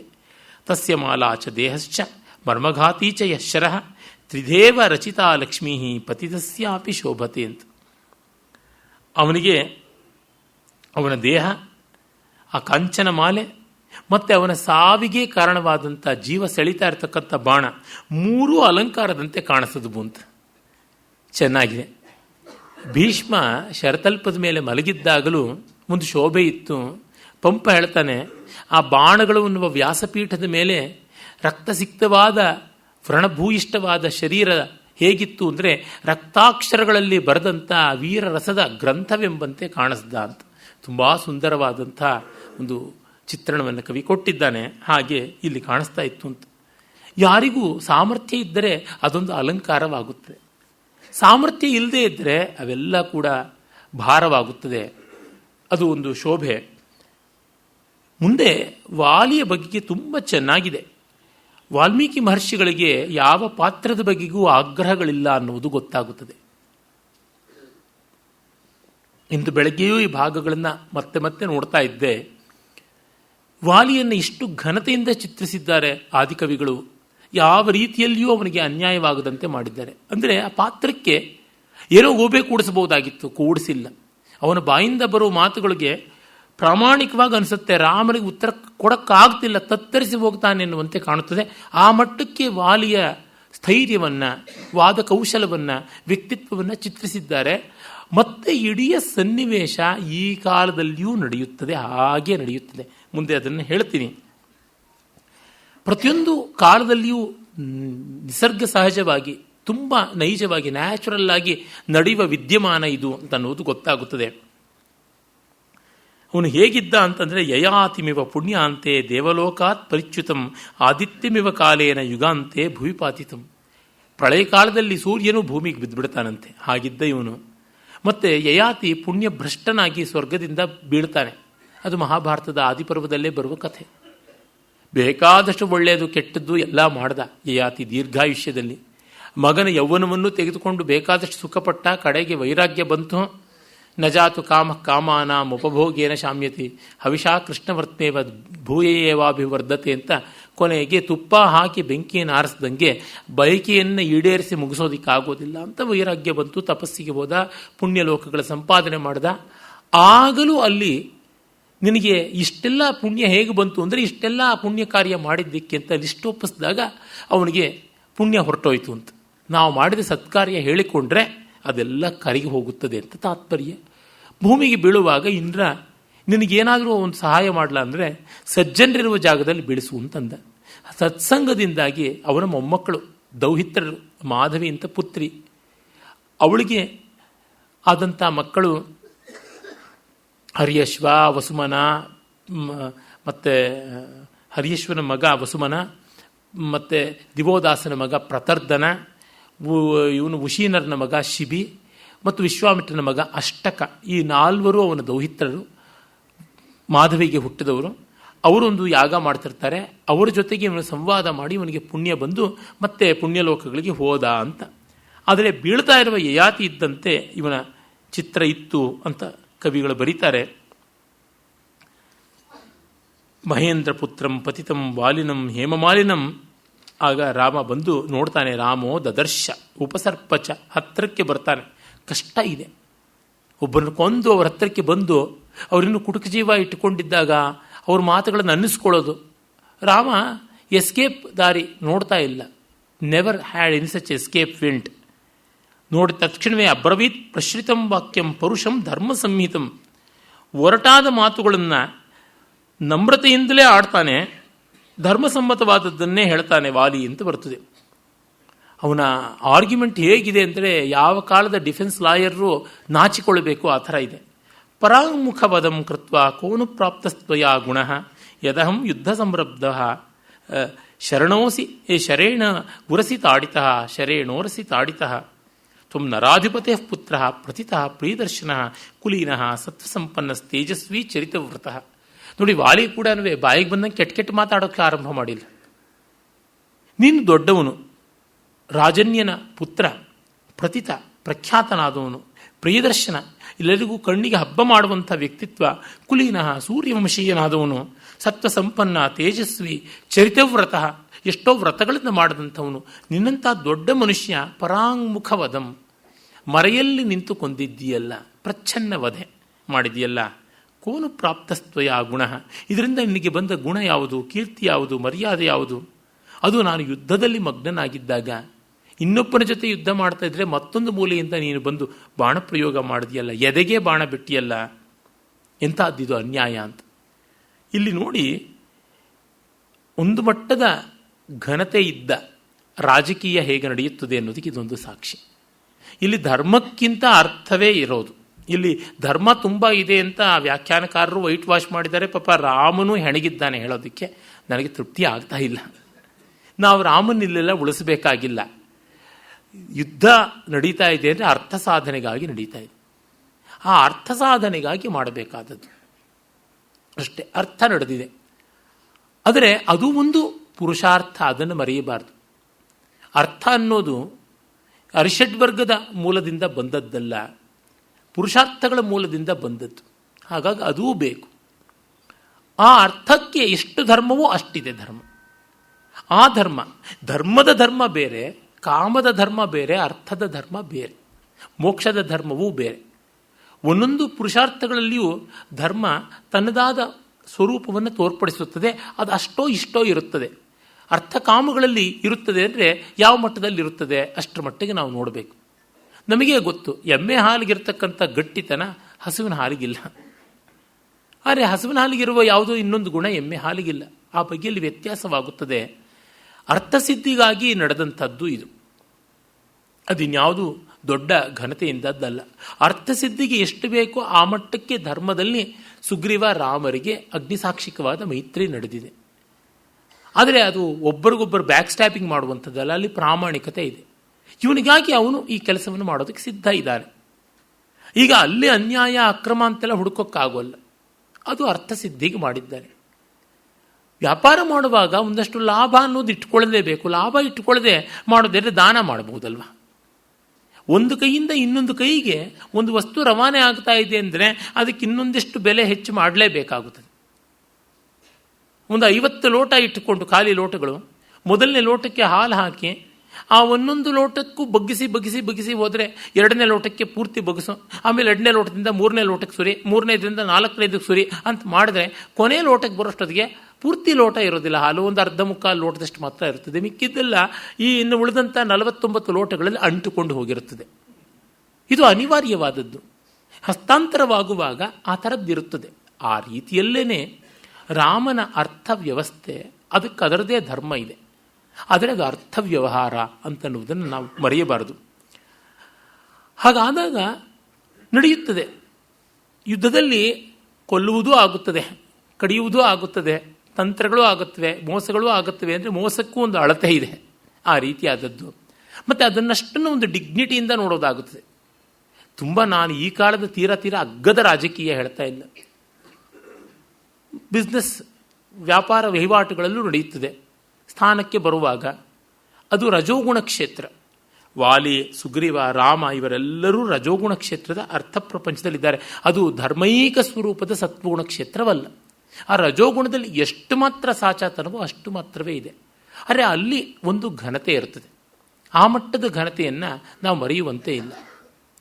ವಾಲಿಯೂ ಘನತೆಯನ್ನು ಇಟ್ಟುಕೊಂಡಿದ್ದಾನೆ, ರಾಮ ಸುಗ್ರೀವಾದಿಗಳಂತೂ ಇಟ್ಟುಕೊಂಡೇ ಇದ್ದಾರೆ. ವಾಲಿಯ ಘನತೆಯನ್ನು ತೋರಿಸಿದ್ದಾರಲ್ಲ, ಅದು ತುಂಬ ಚೆನ್ನ. ಅಂದರೆ ನೋಡಿ, ಅವನು ನಾನಂತೂ ಸಾಯ್ತಾ ಇದ್ದೀನಿ, ಬಾಯಿಗೆ ಬಂದಂಗೆ ಬೈಯೋಣ ಆಗೋಲ್ಲ. ಅವನಿಗೆ ಗೊತ್ತಿದೆ ಇನ್ನು ಸುಗ್ರೀವನೇ ರಾಜ ಆಗುವನು, ಅವನಿಗೆ ರಾಜ್ಯ ಬರುತ್ತದೆ. ಸಿಕ್ಕಾಪಟ್ಟೆ ನಾನು ಬೈದು ಹದ ಕೆಡಿಸ್ಕೊಳ್ಳೋದಲ್ಲ. ಅಂಗದ, ತಾರೆ ಇವರಿಗೆಲ್ಲ ವ್ಯವಸ್ಥೆ ಆಗಬೇಕು. ಒಂದು ಮಟ್ಟದಲ್ಲಿ ನಯದಲ್ಲಿ ನಡ್ಕೊಳ್ಬೇಕು. ಹಾಗಂತ ಹೇಳಿ ತನಗೆ ಅನ್ಯಾಯವಾಯಿತು ಅನ್ನುವ ಮಾತನ್ನು ಹೇಳದೇ ಇರೋಕ್ಕೂ ಆಗೋಲ್ಲ. ಆ ಬಗೆಯಲ್ಲಿ ವಾಲಿ ವಾದ ಆರಂಭ ಮಾಡ್ತಾನೆ. ಹಾಗೆ ರಾಮನು ಕೂಡ ತನ್ನದಾದ ಏನೋ ಒಂದು ಡಿಫೆನ್ಸ್ ಹೇಳ್ತಾನೆ. ಆಮೇಲೆ ಅವನು ಕೊನೆಯಲ್ಲಿ ಆಡುವ ಮಾತುಗಳನ್ನು ನೋಡಿದರೆ ಹೀನೋಪಮೆ ಅಂತ ಭಾವಿಸಿಕೊಳ್ಬೇಡಿ. ಒಂದು ಪಕ್ಷದ ರಾಜಕಾರಣಿ ಮತ್ತೊಂದು ಪಕ್ಷದ ರಾಜಕಾರಣಿ ಸತ್ತು ಹೋದರೆ ಆಗ ಶ್ರದ್ಧಾಂಜಲಿ ಸಮಾರಂಭದಲ್ಲಿ ಒಳ್ಳೆ ಮಾತನ್ನೇ ಆಡ್ತಾನೆ. ಅವರು ನಮ್ಮ ವಿರೋಧ ಪಕ್ಷದಲ್ಲಿದ್ದರೂ ಕೂಡ ತುಂಬ ಘನತೆಯಿಂದ ನಡ್ಕೊಳ್ತಾ ಇದ್ರು. ಆಗಾಗ ನಾವು ಸ್ನೇಹದ ಸಮಾಲೋಚನೆಗಳನ್ನು ಮಾಡ್ತಾ ಇದ್ವಿ, ನಮ್ಮ ಮನೆ ಮದುವೆಗೆ ಬರ್ತಾ ಇದ್ರು, ಹೋಗ್ತಾ ಇದ್ವಿ ಅಂತೆಲ್ಲ ಹೇಳ್ತಾರೆ. ನಿಜವೂ ಇದ್ದಿರಬಹುದು. ಒಂದು ಮಟ್ಟದ ಘನತೆಯಲ್ಲಿ ನಡೆಯುತ್ತದೆ ವ್ಯವಹಾರ. ಹೇಳ್ತಾನೆ, ಅವನು ಪುರುಷಾರ್ಥಗಳನ್ನೆಲ್ಲ ಚೆನ್ನಾಗಿ ನಿರ್ವಾಹ ಮಾಡಿಸಿಕೊಂಡಿದ್ದಾನೆ ವಾಲಿ, ಅವನು ಧರ್ಮಾತ್ಮನಾಗಿದ್ದಾನೆ, ಅವನಿಗೆ ಸ್ವರ್ಗವೇ ಸಿಗುತ್ತದೆ ಅಂತ ಹೇಳ್ತಾನೆ. ರಾಮಭಕ್ತರೇನೋ ರಾಮನ ಬಾಣದಿಂದಲೇ ಸ್ವರ್ಗ ಸಿಕ್ತು ಅನ್ಬೋದು. ಸರಿಯ ಮಾರೀಚನಿಗೂ ಸಿಕ್ತು ಸ್ವರ್ಗ, ಸಂತೋಷವಾಗಿರಿ. ಈ ಥರದ ನೀವು ಭಕ್ತಿ, ದೇವರು, ಪುರಾಣ, ಪುಣ್ಯಕಥೆ ಅಂತಂದರೆ ಕಾವ್ಯ ಇರೋದಿಲ್ಲ, ಬದುಕಂತೂ ಮೊದಲೇ ಇರೋದಿಲ್ಲ. ಇಲ್ಲಿ ನಮ್ಮ ಸ್ವಭಾವ ಏನು ಅಂತ, ನಿಮಗೆ ತುಂಬ ಪೂಜನೀಯರಾದವರು ಕೊಂದು ಬಿಡ್ತಾರೆ ಅಂತಂದರೆ ನಿಮಗೆ ಆ ಪರಮ ಭಕ್ತಿಯಿಂದ ಒಪ್ಕೊಂಡು ಬಿಡ್ತೀರಾ ಸಾವನ್ನ ಅಂತ ಕೇಳ್ತೀನಿ ಪ್ರತಿವಾದಿಗಳಿಗಷ್ಟೇ, ಇನ್ನೇನೂ ಅಲ್ಲ. ಇಲ್ಲೆಲ್ಲ ನಾವು ವಿಭಾವಾನುಭಾವ ಸಾಮಗ್ರಿಯನ್ನೇ, ಮನುಷ್ಯ ಸ್ವಭಾವವನ್ನೇ ಇಟ್ಟುಕೊಂಡು ನೋಡಬೇಕು. ನೋಡದೇ ಇದ್ದರೆ ಈ ಕಾವ್ಯಗಳು ಪ್ರಯೋಜನ ಕೊಡೋದಿಲ್ಲ. ರಾಮ ಭಜನೆ ಮಾಡೋದಕ್ಕೆ ರಾಮಾಯಣ ಬೇಕಿಲ್ಲ. ರಾಮ ಅನ್ನುವ 2 ಅಕ್ಷರ ಸಾಕು, ಚಿಟಿಕೆ, ತಾಳ, ತಂಬೂರಿ ಬೇಕು ಅಷ್ಟೆ. ಬದುಕೇನು ಅಂತ ತಿಳ್ಕೊಳ್ಬೇಕಾದ್ರೆ ರಾಮಾಯಣವೂ ಬೇಕು, ಮಹಾಭಾರತವೂ ಬೇಕು, ಶೇಕ್ಸ್ಪಿಯರೂ ಬೇಕು, ಹೋಮರೂ ಬೇಕು, ಎಲ್ಲ ಬೇಕು. ಹಾಗಾಗಿ ಇಲ್ಲಿ ನಾವು ಹಾಗೆ ನೋಡಿದಾಗ ರಾಮ ಒಂದು ಪೊಲಿಟಿಕಲ್ ಸ್ಟೇಟ್ಮೆಂಟ್ ಮಾಡಿದ್ದಾನೆ ಅಂತ ಅನ್ಬೋದು. ನಿಜ, ಅಲ್ಲಿಯೂ ಒಂದು ಧರ್ಮದ ಅಳತೆ ಇದೆ. ಅವನೇ ಹೇಳ್ತಾನೆ ಮುಂದೆ, ನೀನು ನಿನ್ನ ತಪ್ಪಿಗೆ ನನ್ನಿಂದ ಶಿಕ್ಷಿತನಾಗಿದ್ದೀಯಾ, ದಂಡಿತನಾಗಿದ್ದೀಯಾ. ದಂಡವನ್ನು ಯಾವನು ಸ್ವೀಕಾರ ಮಾಡಿದ್ದಾನೋ ಅವನಿಗೆ ಎಲ್ಲ ಪಾಪು ಹೊರಟೋಗ್ಬಿಡುತ್ತೆ ಅಂತಲೂ ಧರ್ಮಶಾಸ್ತ್ರದಲ್ಲಿದೆ. ಆದರೆ ಅದನ್ನು ಜೀರ್ಣ ಮಾಡಿಕೊಳ್ಳೋಕ್ಕೆ ಸಾಧ್ಯವೇ? ಒಪ್ಕೊಳ್ಳೋಕ್ಕಾಗತ್ತೆಯೇ? ಕಷ್ಟ ಉಂಟು. ಮತ್ತೆ ನಾನು ನಿನಗೆ ದಂಡ ಕೊಟ್ಟಿದ್ದೀನಿ ಅಂತ ರಾಮ ಹೇಳೋದಕ್ಕೆ ಯಾರು? ಆ ರೀತಿಯಾದದ್ದನ್ನು ಮೊದಲವನು ಹೇಳಿದನ, ಅವನು ಉತ್ತರ ಕೊಡೋದಕ್ಕೆ ಹೇಳಿದ್ದಾನೆ. ಹೀಗೆಲ್ಲ ಪ್ರಶ್ನೆ ಬರುತ್ತದೆ. ಇದು ಅರ್ಥ ಸಂಹಿತೆಯೇ ಹೊರತು ಧರ್ಮ ಸಂಹಿತೆ ಅಲ್ಲ. ಅರ್ಥ ಸಂಹಿತೆಗೆ ಬೇರೆಯೇ ರೂಲ್ಸ್ ಇವೆ. ಆ ರೂಲ್ಸ್ ಚೌಕಟ್ಟಿನೊಳಗೆ ಅದು ನಡೆದಿದೆ. ಅದನ್ನು ನಾವು ಕಾಣಲೇಬೇಕು. ರಜೋಗುಣದ ಕ್ಷೇತ್ರ, ಎಲ್ಲರೂ ರಜೋಗುಣದಲ್ಲಿಯೇ ನಿಂತು ನಡೆದಿದ್ದಾರೆ. ಅದು ಹೌದೇ ಹೌದು. ಆಗ ಅವನು ವಾಲಿ ಅದರಂತೆ ನಡ್ಕೊಳ್ತಾನೆ. ತಾರಿಯೂ ಹಾಗೆ ನಡ್ಕೋತಾಳೆ.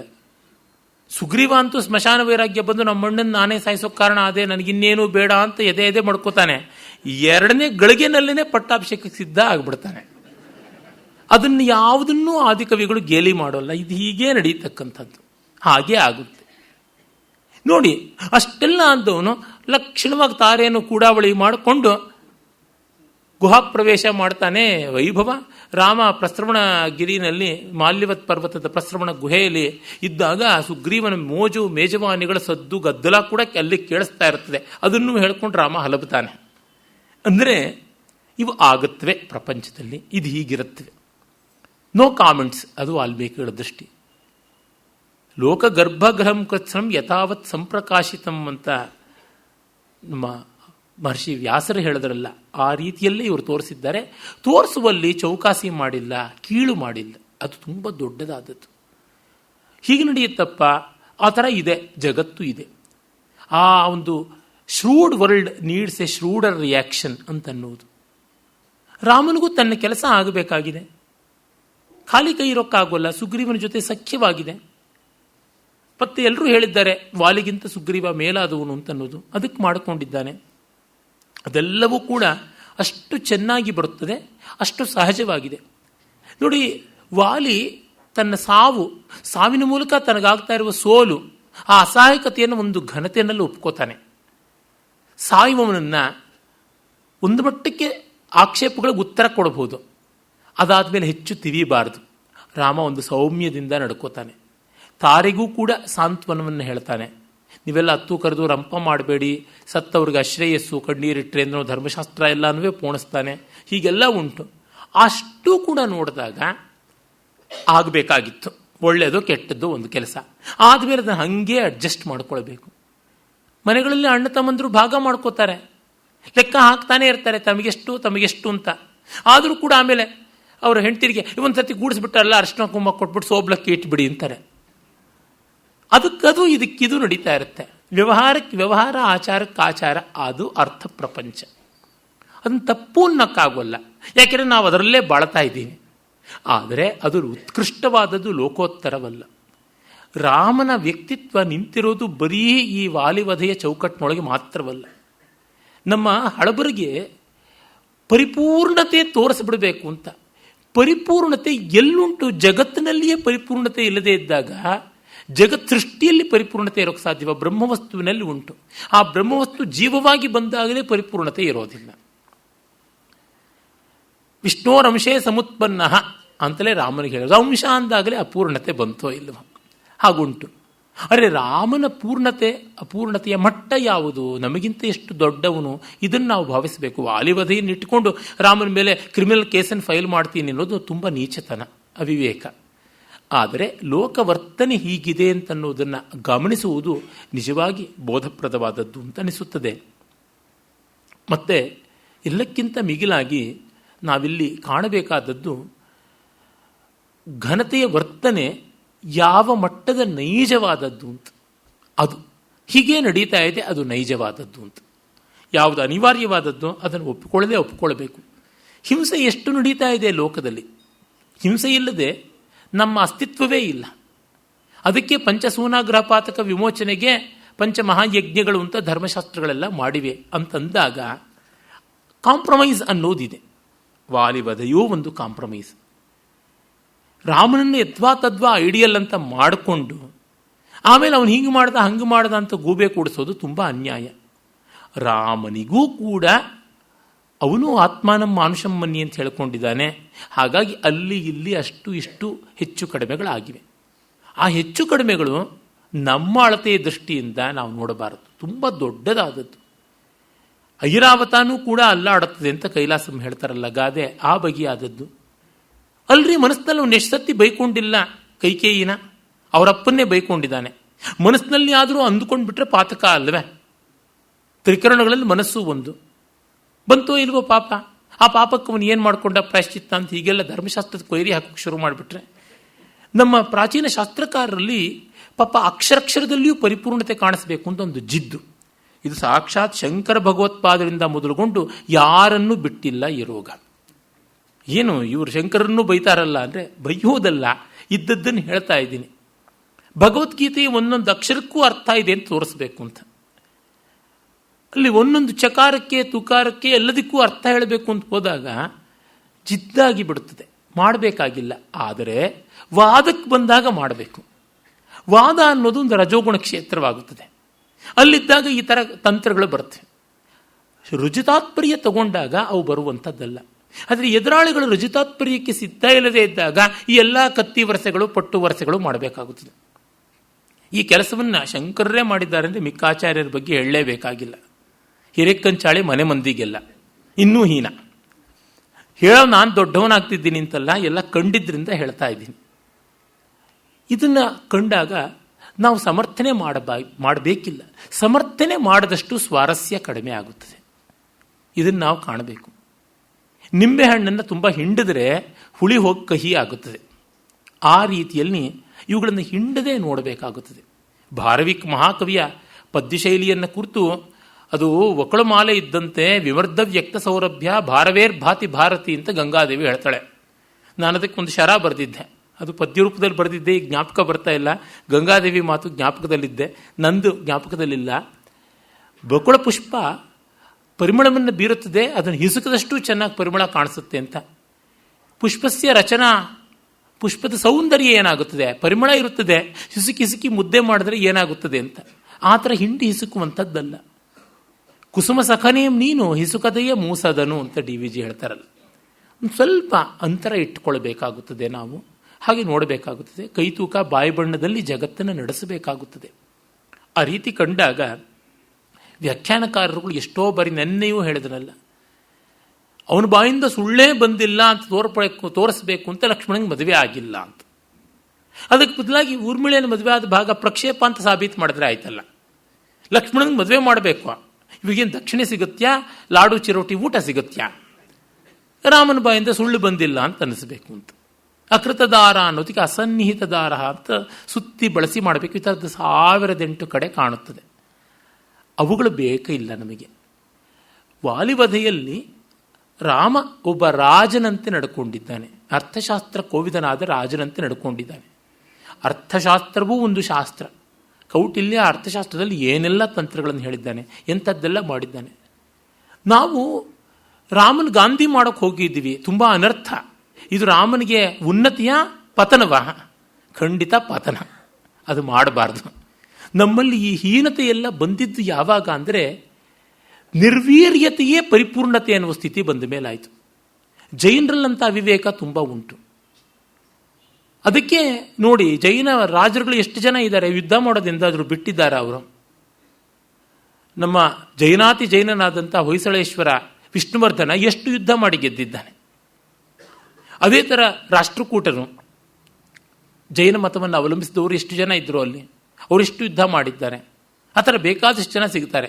ನೀವು ಇತಿಹಾಸವನ್ನು ನೋಡಿದ್ರೆ ಜೈನ ಗ್ರಂಥಗಳಲ್ಲಿ ಅಜಾತಶತ್ರು ಇರ್ಬೋದು, ಅವರಪ್ಪ ಶ್ರೇಣ್ಯಕ ಬಿಂಬಿಸಾರ ಇರ್ಬೋದು, ಅವರೆಲ್ಲರೂ ಜೈನರೇ ಅಂತ ಬರ್ಕೊಂಡಿದ್ದಾರೆ. ಅವರೆಲ್ಲ ಯಥೇಷ್ಟವಾಗಿ ಯುದ್ಧ ಮಾಡಿದವರೇ.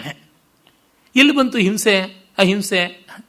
ಹೀಗಾಗಿ ಇಲ್ಲೆಲ್ಲ ಚರ್ಚೆ ಮಾಡಿ ಮುಗಿತಕ್ಕಂಥದ್ದಲ್ಲ. ಅದು ಕೇವಲ ಸನ್ಯಾಸಿಗಳಿಗೆ, ಜೈನ ಮುನಿಗಳಿಗೆ ಮಾತ್ರ ಮಹಾವ್ರತಗಳು, ಇನ್ನು ಗೃಹಸ್ಥರಿಗೆಲ್ಲ ಅಣುವ್ರತಗಳು ಅಂತಂದರು. ಅಣುವ್ರತಗಳು ಅಂದರೆ ಆಟಮ್ ತರಹ, ಸೂಕ್ಷ್ಮದಲ್ಲಿ ಮೋಕ್ಷ. ಶಾಸ್ತ್ರಕ್ಕೆ ಅಂತಾರಲ್ಲ, ಶಾಸ್ತ್ರಕ್ಕೆ ಆದಾಗ ಗೊತ್ತಾಗುತ್ತದೆ.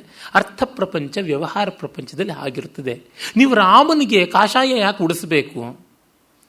ರಾಮ ಪರಿವ್ರಾಜಕಾಚಾರ್ಯ ಪರಮಹಂಸ ಅಂತ ಯಾಕೆ ಮಾಡಬೇಕು? ಅವನು ಗೃಹಸ್ಥ, ಅವನು ಮೂರ್ಧಾಭಿಷಿಕ್ತನಾದ ರಾಜ.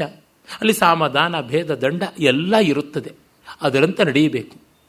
ದುಷ್ಟಸ್ಯ ದಂಡ ಸುಜನಸ್ಯ ರಕ್ಷ, ಇದು ನಡೆಯಬೇಕಾದದ್ದು ಅಂತ. ಜೊತೆಗೆ ಅರ್ಥಶಾಸ್ತ್ರದಲ್ಲಿ ಸಂಧಿ, ವಿಗ್ರಹ, ಯಾನ ಮೊದಲಾದ ಷಾಡ್ಗುಣ್ಯ ಇದೆ ಅಂತಾರೆ. ಅವುಗಳ ತಂತ್ರ ಬಳಸಿಕೊಂಡಿದ್ದಾನೆ. ರಾವಣ ಬ್ರಾಹ್ಮಣ, ಅವನನ್ನೇ ಕೊಂದಪ್ಪ, ಬ್ರಹ್ಮತ್ಯ ದೋಷ ಬಂತು. ಏನು ಮಾಡ್ದ? ರಾಮಾಯಣದಲ್ಲಿ ಏನು ಮಾಡಿದ್ದಕ್ಕೆ ಪುರಾವೆ ಇಲ್ಲ. ಆಮೇಲೆ ರಾಮಲಿಂಗ ಸ್ಥಾಪನೆ ಮಾಡ್ದ, ಅಶ್ವಮೇಧ ಯಾಗ ಮಾಡ್ದ, ಎಲ್ಲಿಯೂ ಕೂಡ ಬ್ರಹ್ಮತ್ಯ ದೋಷ ಅಂತ ಏನೂ ಇಲ್ಲ.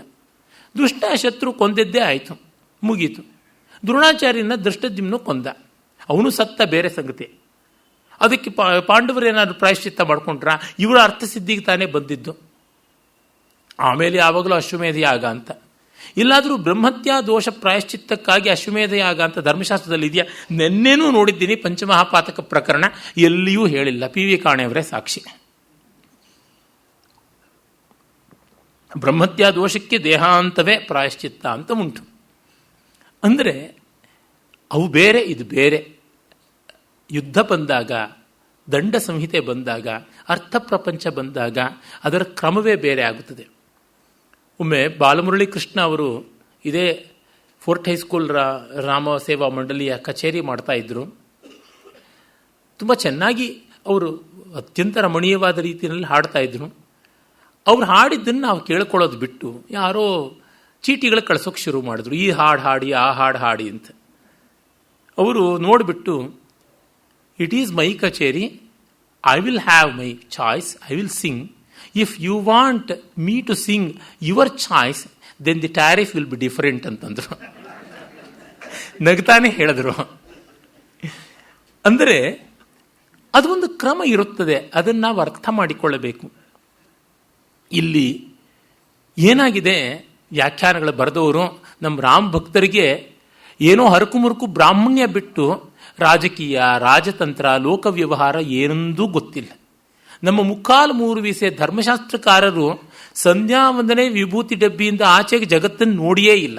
ಅದು ಬಂದಿರುವುದು ಅನರ್ಥ. ಅದರೊಳಗೆಲ್ಲ ಇದ್ದಿದ್ರೆ ತಿಳಿತಾ ಇತ್ತು ಯಾವ ರೀತಿ ಆದದ್ದು ಅಂತ. ಕೆಲವರು, ಉದಾಹರಣೆಗೆ ಮಾಧವ ವಿದ್ಯಾರಣ್ಯರು ಮತ್ತು ಹೇಮಾದ್ರಿ ಚತುರ್ವರ್ಗ ಚಿಂತಾಮಣಿ ಅಂತ ಗ್ರಂಥ ಬರೆದವನು, ಇವರುಗಳೆಲ್ಲರೂ ರಾಜಕೀಯದಲ್ಲಿ ಲೋಕನೀತಿಯಲ್ಲೆಲ್ಲ ಪಳಗಿದ್ದವರು. ಅಂಥವ್ರನ್ನ ಬಿಟ್ಟರೆ, ಅಥವಾ ವಿಜ್ಞಾನೇಶ್ವರ ಮಿತಾಕ್ಷರ ಬರೆದವನು, ಇಂಥವ್ರುಗಳಿಗೆಲ್ಲ ಚೆನ್ನಾದ ತಿಳುವಳಿಕೆ ಇತ್ತು. ಅದನ್ನು ಬಿಟ್ಟರೆ ಮಿಕ್ಕವರು ಮಡಿ ಹಿಡ್ಕೊಂಡು ಕೂತವರು. ಪಾಪ ಗಂಟು ಹಾಕೋದೇ ಕೆಲಸವಾಗಿದೆ. 3/4 ಜಮೀನು ಜಾಗ, 3/4 ಅಡಿ ಜಾಗ, ಅದರೊಳಗೆ ಆ ಪ್ರದೇಶ ಮಹಾರಾಜ, ಅದು ಇನ್ನೊಬ್ಬರನ್ನ ಬಹಿಷ್ಕಾರ ಹಾಕ್ತೀನಿ, ಈ ಥರ ನಡ್ಕೊಂಡು ಹೋಗಿದೆ. ಎಲ್ಲಿಗೆ ಬರುತ್ತದೆ? ಎಲ್ಲಿಗೂ ನಿಲ್ತಕ್ಕಂಥದ್ದಲ್ಲ. ನಮ್ಮ ಪೀಠಾಧಿಪತಿಗಳೆಲ್ಲ ಒಂದು ಕಾಲದಲ್ಲಿ ಸಮುದ್ರಯಾನ ಮಾಡಿದವರಿಗೆ ಮಠಮುದ್ರೆ ಬಹಿಷ್ಕಾರ ಅಂತ ಮಾಡ್ತಾ ಇದ್ವಿ. ಈಗ ಸಮುದ್ರಯಾನ ಮಾಡಿ ಬಂದವರಿಗೆ ಮೊದಲು ಅಗ್ರೋದಕ. ಅವರಿಲ್ಲದೆ ಇದ್ರೆ ಮಠಗಳು ನಡೆಯೋದೇ ಇಲ್ಲ. ಹೀಗೆ ನಡೆದಾಗ ಅಲ್ಲಿಯೂ ಈ ಥರದ ಅಡ್ಜಸ್ಟ್ಮೆಂಟ್ಗಳು ಇರುತ್ತವೆ. ಅರ್ಥಶಾಸ್ತ್ರ ಪ್ರಪಂಚ ಹಾಗೆ. ವಾಲಿವಧೆ ಪ್ರಕರಣವನ್ನು ಅರ್ಥಶಾಸ್ತ್ರ ಪ್ರಕರಣವಾಗಿ ನೋಡಬೇಕು, ಧರ್ಮಾಕೂತ ಇಟ್ಕೊಂಡು ನೋಡಬಾರ್ದು. ಧರ್ಮಾಕೂತ ಅಂತ ಒಂದು ವ್ಯಾಖ್ಯಾನ ಇದೆ. ರಾಮಾಯಣವನ್ನೆಲ್ಲ ಧರ್ಮಶಾಸ್ತ್ರ ದೃಷ್ಟಿಯಿಂದ ನೋಡ್ತೀವಿ ಅಂತ. ಧರ್ಮಶಾಸ್ತ್ರಕ್ಕೆ ಬೇರೆ ಪ್ರತ್ಯೇಕ ಗ್ರಂಥಗಳಿವೆ ಸ್ವಾಮಿ, ಅದನ್ನು ನೋಡಿಕೊಳ್ಳಿ. ಇದರೊಳಗೆ ಎಲ್ಲ ನೋಡಬೇಕು ಅಂದರೆ ರಾಮಾಯಣದಲ್ಲಿ ಒಂದು ಆಯುರ್ವೇದ ಶಾಸ್ತ್ರನೂ ಬರಿತೀನಿ ನಾನು. ಯಾವುದಕ್ಕೆ ಏನೋ ಬರಿಬಹುದಲ್ವ. ಸಂಜೀವನಿ ಅಂತೂ ಇದ್ದೇ ಇದೆ. ಹೀಗೆ ನಾವು ಜಿದ್ದಿಡಿದು ಏನನ್ನೂ ಮಾಡಬಹುದು ಅಂತ ಮಹಾ ಕಾರ್ಯಗಳನ್ನು ಮಾಡಿದವರು ಎಷ್ಟು ಜನ ಇದ್ದಾರೆ. ದೊಡ್ಡವರೇ ಮಾಡಿದ್ದಾರೆ, ದೊಡ್ಡ ಉದ್ದೇಶಗಳಿಂದ ಮಾಡಿದ್ದಾರೆ. ಶಂಕರ ಪರಂಪರೆಯಲ್ಲಿ ಬಂದಂಥ ದೊಡ್ಡ ವಿದ್ವಾಂಸರು ಮಧುಸೂದನ ಸರಸ್ವತಿಗಳು, ಅವರು ಶೈವ ವಿಷ್ಣುವ ತಕರಾರು ಕೋಲಾಹಲ ನಡೀತಾ ಇದ್ದಾಗ, ನೋಡಿ ಶಿವನು ವಿಷ್ಣುವು ಬೇರೆಯಲ್ಲ ಅಂತ ಅನ್ನೋದಕ್ಕೆ ಗೀತಗೋವಿಂದ ಕೃಷ್ಣಪರವಾದ ಕಾವ್ಯ, ಅದಕ್ಕೆ ಶಿವಪರವಾದ ಅರ್ಥವನ್ನು ಮಾಡಿ ಪುಷ್ಪದಂತ ಬರೆದಂಥ ಶಿವಮಹಿಮ್ನ ಸ್ತೋತ್ರಕ್ಕೆ ವಿಷ್ಣುಪರವಾಗಿ ಅರ್ಥ ಮಾಡಿದ್ರು. ಉದ್ದೇಶ ದೊಡ್ಡದು, ಆದರೆ ಅರ್ಥ ಮಾಡಿದ್ದು ಆ ಕೃತಿಗಳಿಗೆ ಹಿಂಸೆಯೇ, ಇನ್ನೇನೂ ಅಲ್ಲ. ಗೀತಗೋವಿಂದಕ್ಕೆ ಶಿವಪರವಾಗಿ ಅರ್ಥ ಹೇಳೋದು ಅಂತಂದರೆ ಯಮಯಾತನೆ ಆ ಕಾವ್ಯಕ್ಕೆ. ಶಿವಮಹಿಮ್ನ ಸ್ತೋತ್ರಕ್ಕೆ ವಿಷ್ಣುಪರವಾಗಿ ಹೇಳೋದು ಅಷ್ಟೇ ಯಾತನೆ. ಆ ಕಾಲದಲ್ಲಿ ಜನ ಒಪ್ಕೋಬೇಕಲ್ವ, ಇದರೊಳಗೆ ಈ ಅರ್ಥವೂ ತೋರಿಸೋಕೆ ಸಾಧ್ಯ ಅಂತ. ಅರ್ಥ ತೋರಿಸ್ಬೋದು, ಪರಮಾರ್ಥ ಏನು ಬಂತು? ಏನೂ ಇಲ್ಲ. ಆ ಥರದ್ದಾಗುತ್ತದೆ. ವಿವೇಕಿಗಳಾದವರು ಅದನ್ನು ಒಪ್ಪಲ್ಲ. ಹಠ ಮಾಡುವವ್ರಿಗೆ ಅಂಥದ್ದು ಬೇಕು. ಈ ಕಾಲದಲ್ಲಿ ಹಠ ಮಾಡೋರಿಗೆ ಯಾವ ಕಾನೂನಿದೆ, ಕಟ್ಲೆ ಇದೆ? ಏನೂ ಇಲ್ಲ. ಏನೂ ಪ್ರಯೋಜನಕ್ಕೆ ಬರಲ್ಲ. ಉಭಯತಾ ವ್ಯರ್ಥ. ಮಹಾವಿದ್ವಾಂಸರು ವ್ಯಾಕರಣಶಾಸ್ತ್ರ ಬಲದಿಂದ ಹೇಗೂ ಮಾಡಬಲ್ಲವರಾಗಿದ್ದರು ಅಂತಷ್ಟೇ ಹೇಳ್ಬೋದು. ನಾರಾಯಣ ಅನ್ನೋ ಶಬ್ದಕ್ಕೆ ಶಿವಪರವಾಗಿ ಅರ್ಥ ಮಾಡುತ್ತಿದ್ರು ಅಪ್ಪಯ್ಯ ದೀಕ್ಷಿತರು. ನತ್ವಂ ಬಾಧತೆ ಅಂತ ಹೇಳಿಕೊಡಿಸತ್ರು ಅಂತ ಶ್ರೀ ವೈಷ್ಣವರು. ನಾರಾಯಣ ಅಂದಿದ್ರೆ ಶಿವಪರ ಆಗ್ತಾ ಇತ್ತು, ನಾರಾಯಣ ಆಗಿದ್ರಿಂದ ಆಗಲಿಲ್ಲ ಅಂತ. ಇಲ್ಲ, ನಾರಾಯಣ ಅಂದ್ರೇ ಶಿವಪರವಾಗಿ ಮಾಡಬಹುದು ಅಂತ ಕುಣಿಗಲ್ ರಾಮಶಾಸ್ತ್ರಿಗಳಂತವರು ವಾದ ಮಾಡಿದ್ರು. ಎಲ್ಲೋ ಕಂಚಿನಲ್ಲಿ ವಿಗ್ರಹ ದೇಶಿಕಾಚಾರ್ಯರು ಅಂತ ಒಬ್ಬರ ಜೊತೆ ವಾದ ಮಾಡುವಾಗ ಅಂತ ಹೀಗೆಲ್ಲ ಉಂಟು ಕಥೆಗಳು. ಈ ಕಾಲದಲ್ಲಿ ನಾರಾಯಣ ಅಂತನ್ನಿ, ಶಿವ ಅಂತನ್ನಿ, ಏನಂತನ್ನಿ, ಏನು ಪ್ರಯೋಜನ ಇಲ್ಲ. 3/4 ಜನ ಇರ್ತಕ್ಕಂಥ ಮಠದಲ್ಲಿ ಯಾವ ದೇವರ ಮೇಲೆ ಜಿರಳೆಗಳು ಓಡಾಡುತ್ತಾ ಇರ್ತವೋ ಅಂಥ ಪಟ್ಟದ ದೇವರುಗಳ ಎದುರಿಗೆ ವಾದ ಮಾಡ್ಕೋಬೇಕು. ಬೀದಿನಲ್ಲಿ ನಿಂತ್ಕೊಂಡು ಯಾರು ಏನೋ ಹೇಳಕ್ಕೆ ಹೋಗಲ್ಲ. ಪಾಪ ದ್ವೈತಾಚಾರ್ಯರಾದಂಥ ನಮ್ಮ ಪೇಜಾವರ ಶ್ರೀಗಳೇ ತ್ರಿಮತಸ್ಥರ ತಗಾದೆಗಳು, ಶೈವ ವಿಷ್ಣುವ ತಗಾದೆಗಳು ಬಿಟ್ಟು ಎಲ್ಲ ಒಟ್ಟಾಗಿ ಅಂತ ಹೇಳುವ ಸ್ಥಿತಿ ಬಂದಿದೆ. ಏಕೆಂದರೆ ಸಾರ್ವಜನಿಕವಾಗಿ washing the dirty linen in public ಅಂತ ಏನು ಯಾರೂ ಮಾಡೋಕ್ಕಾಗೋಲ್ಲ. ಯಾಕೆಂದರೆ ಈ ಕಾಲದಲ್ಲಿ ಅವು ಯಾವುದು ನಡೀತಕ್ಕಂಥ ನಾಣ್ಯಗಳಲ್ಲ. ಅದನ್ನು ಅರ್ಥ ಮಾಡಿಕೊಳ್ಬೇಕು. ಜೀವಪರವಾಗಿ, ಮಾನವ ಪರವಾಗಿ, ಭಾವಪರವಾಗಿ ನೋಡಬೇಕು. ಹಾಗೆ ನೋಡಿದಾಗ ನಮಗೆ ರಾಮಾಯಣ ಹೆಚ್ಚಿನದು ಮೌಲಿಕವಾದದ್ದನ್ನು ಕೊಡುತ್ತದೆ. ರಾಮ ಒಳ್ಳೆಯವನು ಅಂತನ್ನೋದಕ್ಕೆ, ದೊಡ್ಡವನು ಅಂತನ್ನೋದಕ್ಕೆ, ವಾಲಿನ ಮರೆಯಿಂದ ವಧೆ ಮಾಡಿದ್ರಲ್ಲ ಅಂತ ಒಂದು ಕೇಸ್ ಇಟ್ಟುಕೊಂಡು ಅಷ್ಟು ಗುಣಗಳನ್ನು ನಿರ್ಮೂಲನ ಮಾಡೋಕ್ಕಾಗೋಲ್ಲ. ಕಾಳಿದಾಸ ವರಕವಿ ಸ್ವಾಮಿ, ಅವನಲ್ಲಿ 1000 ತಪ್ಪು ನಾನು ತೋರಿಸ್ತೀನಿ. ತಪ್ಪು ತೋರಿಸೋದು ದೊಡ್ಡದಲ್ಲ, ಕೋಟಿ ಗುಣಗಳಿವೆ, ಅದು ದೊಡ್ಡದು. ಅವಂದೇ ಮಾತು, ಏಕೋ ಹಿ ದೋಷೋ ಗುಣಸನ್ನಿಪಾತೆ ನಿಮಜ್ಜತಿಯಿಂದೋ ಕಿರಣೇಶ್ವಿವಾಂಕ. ಅಲ್ಲೇ ತಪ್ಪು ಮಾಡಿದ್ದಾನೆ ಅಂತ ನಾನು ಹೇಳ್ತೀನಿ. ಹಿಮಾಲಯದ ವರ್ಣನೆ ಮಾಡ್ತಾ ಕವಿ ಹೇಳ್ತಾನೆ, ಅನಂತರತ್ನ ಪ್ರಭವಸ್ಯಸ್ಯ ಹಿಮಂನ ಸೌಭಾಗ್ಯ ವಿಲೋಪಿ ಜಾತಂ. ಎಲ್ಲ ರತ್ನಗಳು, ಹಿಮಾಲಯದಲ್ಲಿ ಯಾವ ರತ್ನಾನೂ ಸಿಗೋದಿಲ್ಲ, ಅದು ಬೇರೆ ಸಂಗತಿ. ರತ್ನ ಅನ್ನೋದಕ್ಕೆ ಇನ್ನು ಬೇರೆ ಸಮಿತ್ತು, ಕುಶ, ದರ್ಬೆ ಅಂತ ಏನೇನೋ ಅರ್ಥ ಹೇಳ್ಕೊಂಡು ಹೋಗಬೇಕಾಗುತ್ತದೆ, ಅದು ಬೇರೆ ಸಂಗತಿ. ಅಷ್ಟೆಲ್ಲ ರತ್ನಗಳನ್ನು ಕೊಡ್ತಕ್ಕಂಥ ಹಿಮಾಲಯದಲ್ಲಿ ಹಿಮ ಅನ್ನೋದೊಂದು ದೋಷ ಆಗೋಲ್ಲ ಅಂತ. ಹಿಮಾಲಯದಲ್ಲಿ ಹಿಮವೇ ಗುಣ. ಸ್ನೋ ಕ್ಲಾಡ್ ಪೀಕ್ಸ್ ಅನ್ನು ನೋಡೋದಕ್ಕೆ ಹೋಗೋದು, ಬರೀ ಬೋಳು ಬೆಟ್ಟ ನೋಡೋದಕ್ಕೆ ಯಾರು ಹೋಗ್ತಾರೆ? ಯಾವುದಕ್ಕೆ ಹಿಮಾಲಯ ಅಂತಲೇ ಹೆಸರು ಬಂದಿದೆಯೋ, ಹಿಮವಂತ, ಹಿಮಾದ್ರಿ, ಹಿಮಗಿರಿ ಅಂತ, ಹಿಮಾಲಯೋ ನಾಮ ನಗಾದಿರಾಜ ಅಂತಲೇ ಶುರು ಮಾಡ್ತಾನೆ. ಅಲ್ಲ, ಯಾರಾದರೂ ನಮಗೆ ಅಪಖ್ಯಾತಿ ಬರ್ತಕ್ಕಂಥ ಹೆಸರನ್ನ ಇಟ್ಕೋತೀವ? ಸೊಟ್ಟು ಮೂಗು ಅಂತ ಯಾವನಾದ್ರೂ ಹೆಸರಿಟ್ಕೊಳ್ತಾನೆ ಸ್ವಾಮಿ? ನಮ್ಮ ದೇವರುಗಳಿಗೆ ಪಾಪ ಬುದ್ಧಿ ಇಲ್ಲ, ದಂತವಕ್ರ ಅಂತೆ, ವಕ್ರತುಂಡ ಅಂತಲೇ, ವಾಮನ ರೂಪ, ಲಂಬಜಠರ ಅಂತ ಈ ಬೈಗಳನ್ನೂ ಪಾಪ ಪೆದ್ದಾಗಿ ನಮ್ಮ ದೇವತೆಗಳು ಇಟ್ಕೋತಾರೆ ಹೆಸರು. ನಾವಿಟ್ಟಿದ್ದೀವಿ ಅಂತ ಅನ್ಬೇಕು. ಅರೆ, ವಿವೇಕಿಗಳಾದವರು ಯಾರೂ ಕೂಡ ವಿರೂಪ ಕುರೂಪದ ಹೆಸರುಗಳು ಇಟ್ಕೊಳ್ಳಲ್ಲ. ಅದನ್ನು ನಾವಂತೂ ಇಡೋದಿಲ್ಲ ಮೆಚ್ಚಿಕೊಂಡವರಿಗೆ. ಹಾಗಿದ್ದಾಗ ಹಿಮಾಲಯಕ್ಕೆ ಹಿಮವೇ ಒಂದು ಲೋಪ ಅಂತ ಎಸ್ ವಿ ರಂಗಣ್ಣನವರು ಒಂದು ದೊಡ್ಡ ಆಕ್ಷೇಪ ಮಾಡ್ತಾರೆ. ಅವರ ಕೇಸ್ ನಿಲ್ಲುತ್ತೆ. ಹಾಗೆ ಹಿಮಾಲಯಕ್ಕೆ ಗೇಲಿ ಮಾಡಿಬಿಟ್ಟು ಪಾಪ ಹಂಗೆ ಇಟ್ಬಿಟ್ನಲ್ಲ ಕಾಳಿದಾಸ ಅಂದರೆ, ಅದರಲ್ಲಿಯೇ ನೋಡಬೇಕಾಗಿದ್ದು ಕಾಳಿದಾಸನ್ನ. ಮೊದಲನೇ ಪದ್ಯದಲ್ಲಿ ನೋಡಿ, ಕುಮಾರ ಸಂಭವದಲ್ಲಿ, ಈ ಎರಡನೇ ಪದ್ಯವೇ ಇದು. ಮೊದಲನೇ ಪದ್ಯದಲ್ಲಿ ಅತ್ಯುತ್ತರಸ್ಯಾಂ ದಿಶಿದೇವತಾತ್ಮ ಹಿಮಾಲಯೋ ನಾಮ ನಗಾಧಿರಾಜ ಪೂರ್ವಾಪರವು ತೋಯ ನಿಧೀವಗಾಹ್ಯ ಸ್ಥಿತ ಪೃಥಿವ್ಯಾ ಇವ ಮಾನದಂಡ. ಅಂದರೆ ಎಂಥ ಅದ್ಭುತವಾದಂಥ ಕಲ್ಪನೆ ಅಲ್ಲಿದೆ. ಅಲ್ಲಿ ಕಾಣಬೇಕಾದದ್ದು. ಎಲ್ಲಿ ಯಾರನ್ನು ಕಾಣಬೇಕು ಅಲ್ಲಿ ಬಿಟ್ಟರೆ ನಮಗೆ ನಷ್ಟ ಅಲ್ಲವಾ? ಹಾಗಾಗಿ ವಾಲಿವಧೆಯಿಂದಲೇ ರಾಮನ ಬದುಕನ್ನೆಲ್ಲ ಜಡ್ಜ್ ಮಾಡ್ತೀವಿ ಅಂದರೆ ಅದು ಅನ್ಯಾಯವಾಗುತ್ತದೆ. ಮತ್ತೆ ವಾಲಿಯೂ ಕೂಡ ಒಪ್ಪಿಕೊಂಡಿದ್ದಾನೆ ಅಂತ ವಾದ ಮಾಡ್ತಾರೆ. ಆದರೆ ಸಾಯ್ತಾ ಇದ್ದವನು ಪಾಪ ಇನ್ನೇನು ಮಾಡ್ತಾನೆ ಅಂತಲೂ ಪ್ರತಿವಾದ ಮಾಡ್ಬೋದು. ಶೇಣಿ ಗೋಪಾಲಕೃಷ್ಣ ಭಟ್ರು ಅಂತ ದೊಡ್ಡ ತಾಳಮದ್ದಳೆ ಅರ್ಥಧಾರಿಗಳಿದ್ರು. ಅವರು ವಾಲಿಯ ಪಾತ್ರ ವಹಿಸಿದ್ರು ಅಂತಂದರೆ ರಾಮನಿಗೆ ಮುಗೀತು ಕಥೆ. ಬಾಣ ಬಿಟ್ಟಿದ್ದು ವಾಲಿಗೋ ರಾಮನಿಗೋ ಅಂತ ಆ ಮಟ್ಟದ ಯುಕ್ತಿಗಳನ್ನು ಮಾಡ್ತಾ ಇದ್ರು. ಆ ಥರದ ಕ್ರಿಪ್ಟಿಕ್ ಆದಂಥದ್ದು, ಸಂದಿಗ್ಧವಾದದ್ದು. ಅದಕ್ಕೆ ಇಲ್ಲಿ ಧರ್ಮಶಾಸ್ತ್ರವನ್ನು ಹಿಡ್ಕೊಂಡು ಹೋಗಬಾರ್ದು. ರಂಗನಾಥ್ ಶರ್ಮರು ಹೇಳ್ತಾ ಇದ್ರು, ಇದು ಯುದ್ಧ ಸಂಹಿತೆ ಅಲ್ಲ, ದಂಡ ಸಂಹಿತೆ ಅಂತ ನೋಡಬೇಕು ಅಂತ. ದಂಡ ಸಂಹಿತೆ ಅಂತಾದರೂ ಧರ್ಮಶಾಸ್ತ್ರ ಬರುತ್ತದೆ. ಇದನ್ನು ಯುದ್ಧ ಸಂಹಿತೆಯಲ್ಲಿ ಅರ್ಥಶಾಸ್ತ್ರದ ಪ್ರಕರಣ ಅಂತ ಭಾವಿಸಿಕೊಂಡಾಗ ಪ್ರಾಕ್ಸಿ ವಾರಗಳು ಬೇಕಾದಷ್ಟು ಉಂಟು. ಕೋರ್ಟ್ನಲ್ಲಿ ಎಷ್ಟೆಷ್ಟೋ ನಡೆಯುತ್ತದೆ. ಆ ರೀತಿಯಾಗಿ ಇದನ್ನು ಭಾವಿಸಬೇಕು. ಆದರೆ ಇಡೀ ಪ್ರಕರಣದಲ್ಲಿ ಒಂದು ಘನತೆ ಇದೆ. ಏನೆಂದರೆ, ಹೌದು, ನಮ್ಮ ಕಾಲ ಮುಗೀತು, ನಾವು ಒಂದು ನಡೆ ಇಟ್ಕೊಳ್ಬೇಕು. ಮತ್ತು ಇವರು ಸೋತರು, ಆದರೂ ಕೂಡ ನಾವು ಇವ್ರನ್ನ ಬಗ್ಗು ಬಡಿಯೋಕ್ಕಾಗೋಲ್ಲ. ಹೇಗೆ ತಾರೆ ಸುಗ್ರೀವನಿಗೆ ಪಟ್ಟಾಭಿಷೇಕ ಮಾಡಿ ಯುವರಾಜನ್ನ ಮಾಡ್ಕೋ ಅಂತ ಹೇಳ್ತಾಳೋ, ಅದೇ ಥರ ರಾಮ ಹೇಳ್ತಾನೆ ಸುಗ್ರೀವನಿಗೆ, ನೀನು ಅಂಗದನ್ನು ಯುವರಾಜನನ್ನಾಗಿ ಮಾಡಿ ಉಳಿಸ್ಕೋ ಅಂತ. ಆಗ ವಾನರೆಲ್ಲ ಮೆಚ್ಚಿಕೊಂಡ್ರು ಅಂತ ಬರ್ತದೆ. ಹನುಮಂತ, ನಲ, ನೀಲ ಮತ್ತು ಇವನು ಜಾಂಬವಂತ 4 ಜನ ಸುಗ್ರೀವನ ಹಿಂದೆ ಹೋದವರು. ಅಷ್ಟೇ ಅವನ ಪಾರ್ಟಿಗೆ ಬಂದಿದ್ದು ಸದಸ್ಯರು. ಮಿಕ್ಕವರೆಲ್ಲ ಲಂಕೆಯಲ್ಲಿ ವಾಲಿಯ ಜೊತೆಯಲ್ಲಿ ಇದ್ದರು. ವಾಲಿಯ ಬಲಕ್ಕೆ ಅಂಜಿಕೊಂಡಿದ್ರೋ, ಸುಗ್ರೀವನ ಗುಣ ಕಾಣದೇ ಇದ್ರೋ ಅದು ಬೇರೆ ಸಂಗತಿ. ಆದರೆ ವಾಲಿಗೂ ಬೆಂಬಲ ಇತ್ತು ಅನ್ನೋದಂತೂ ನಿಜ.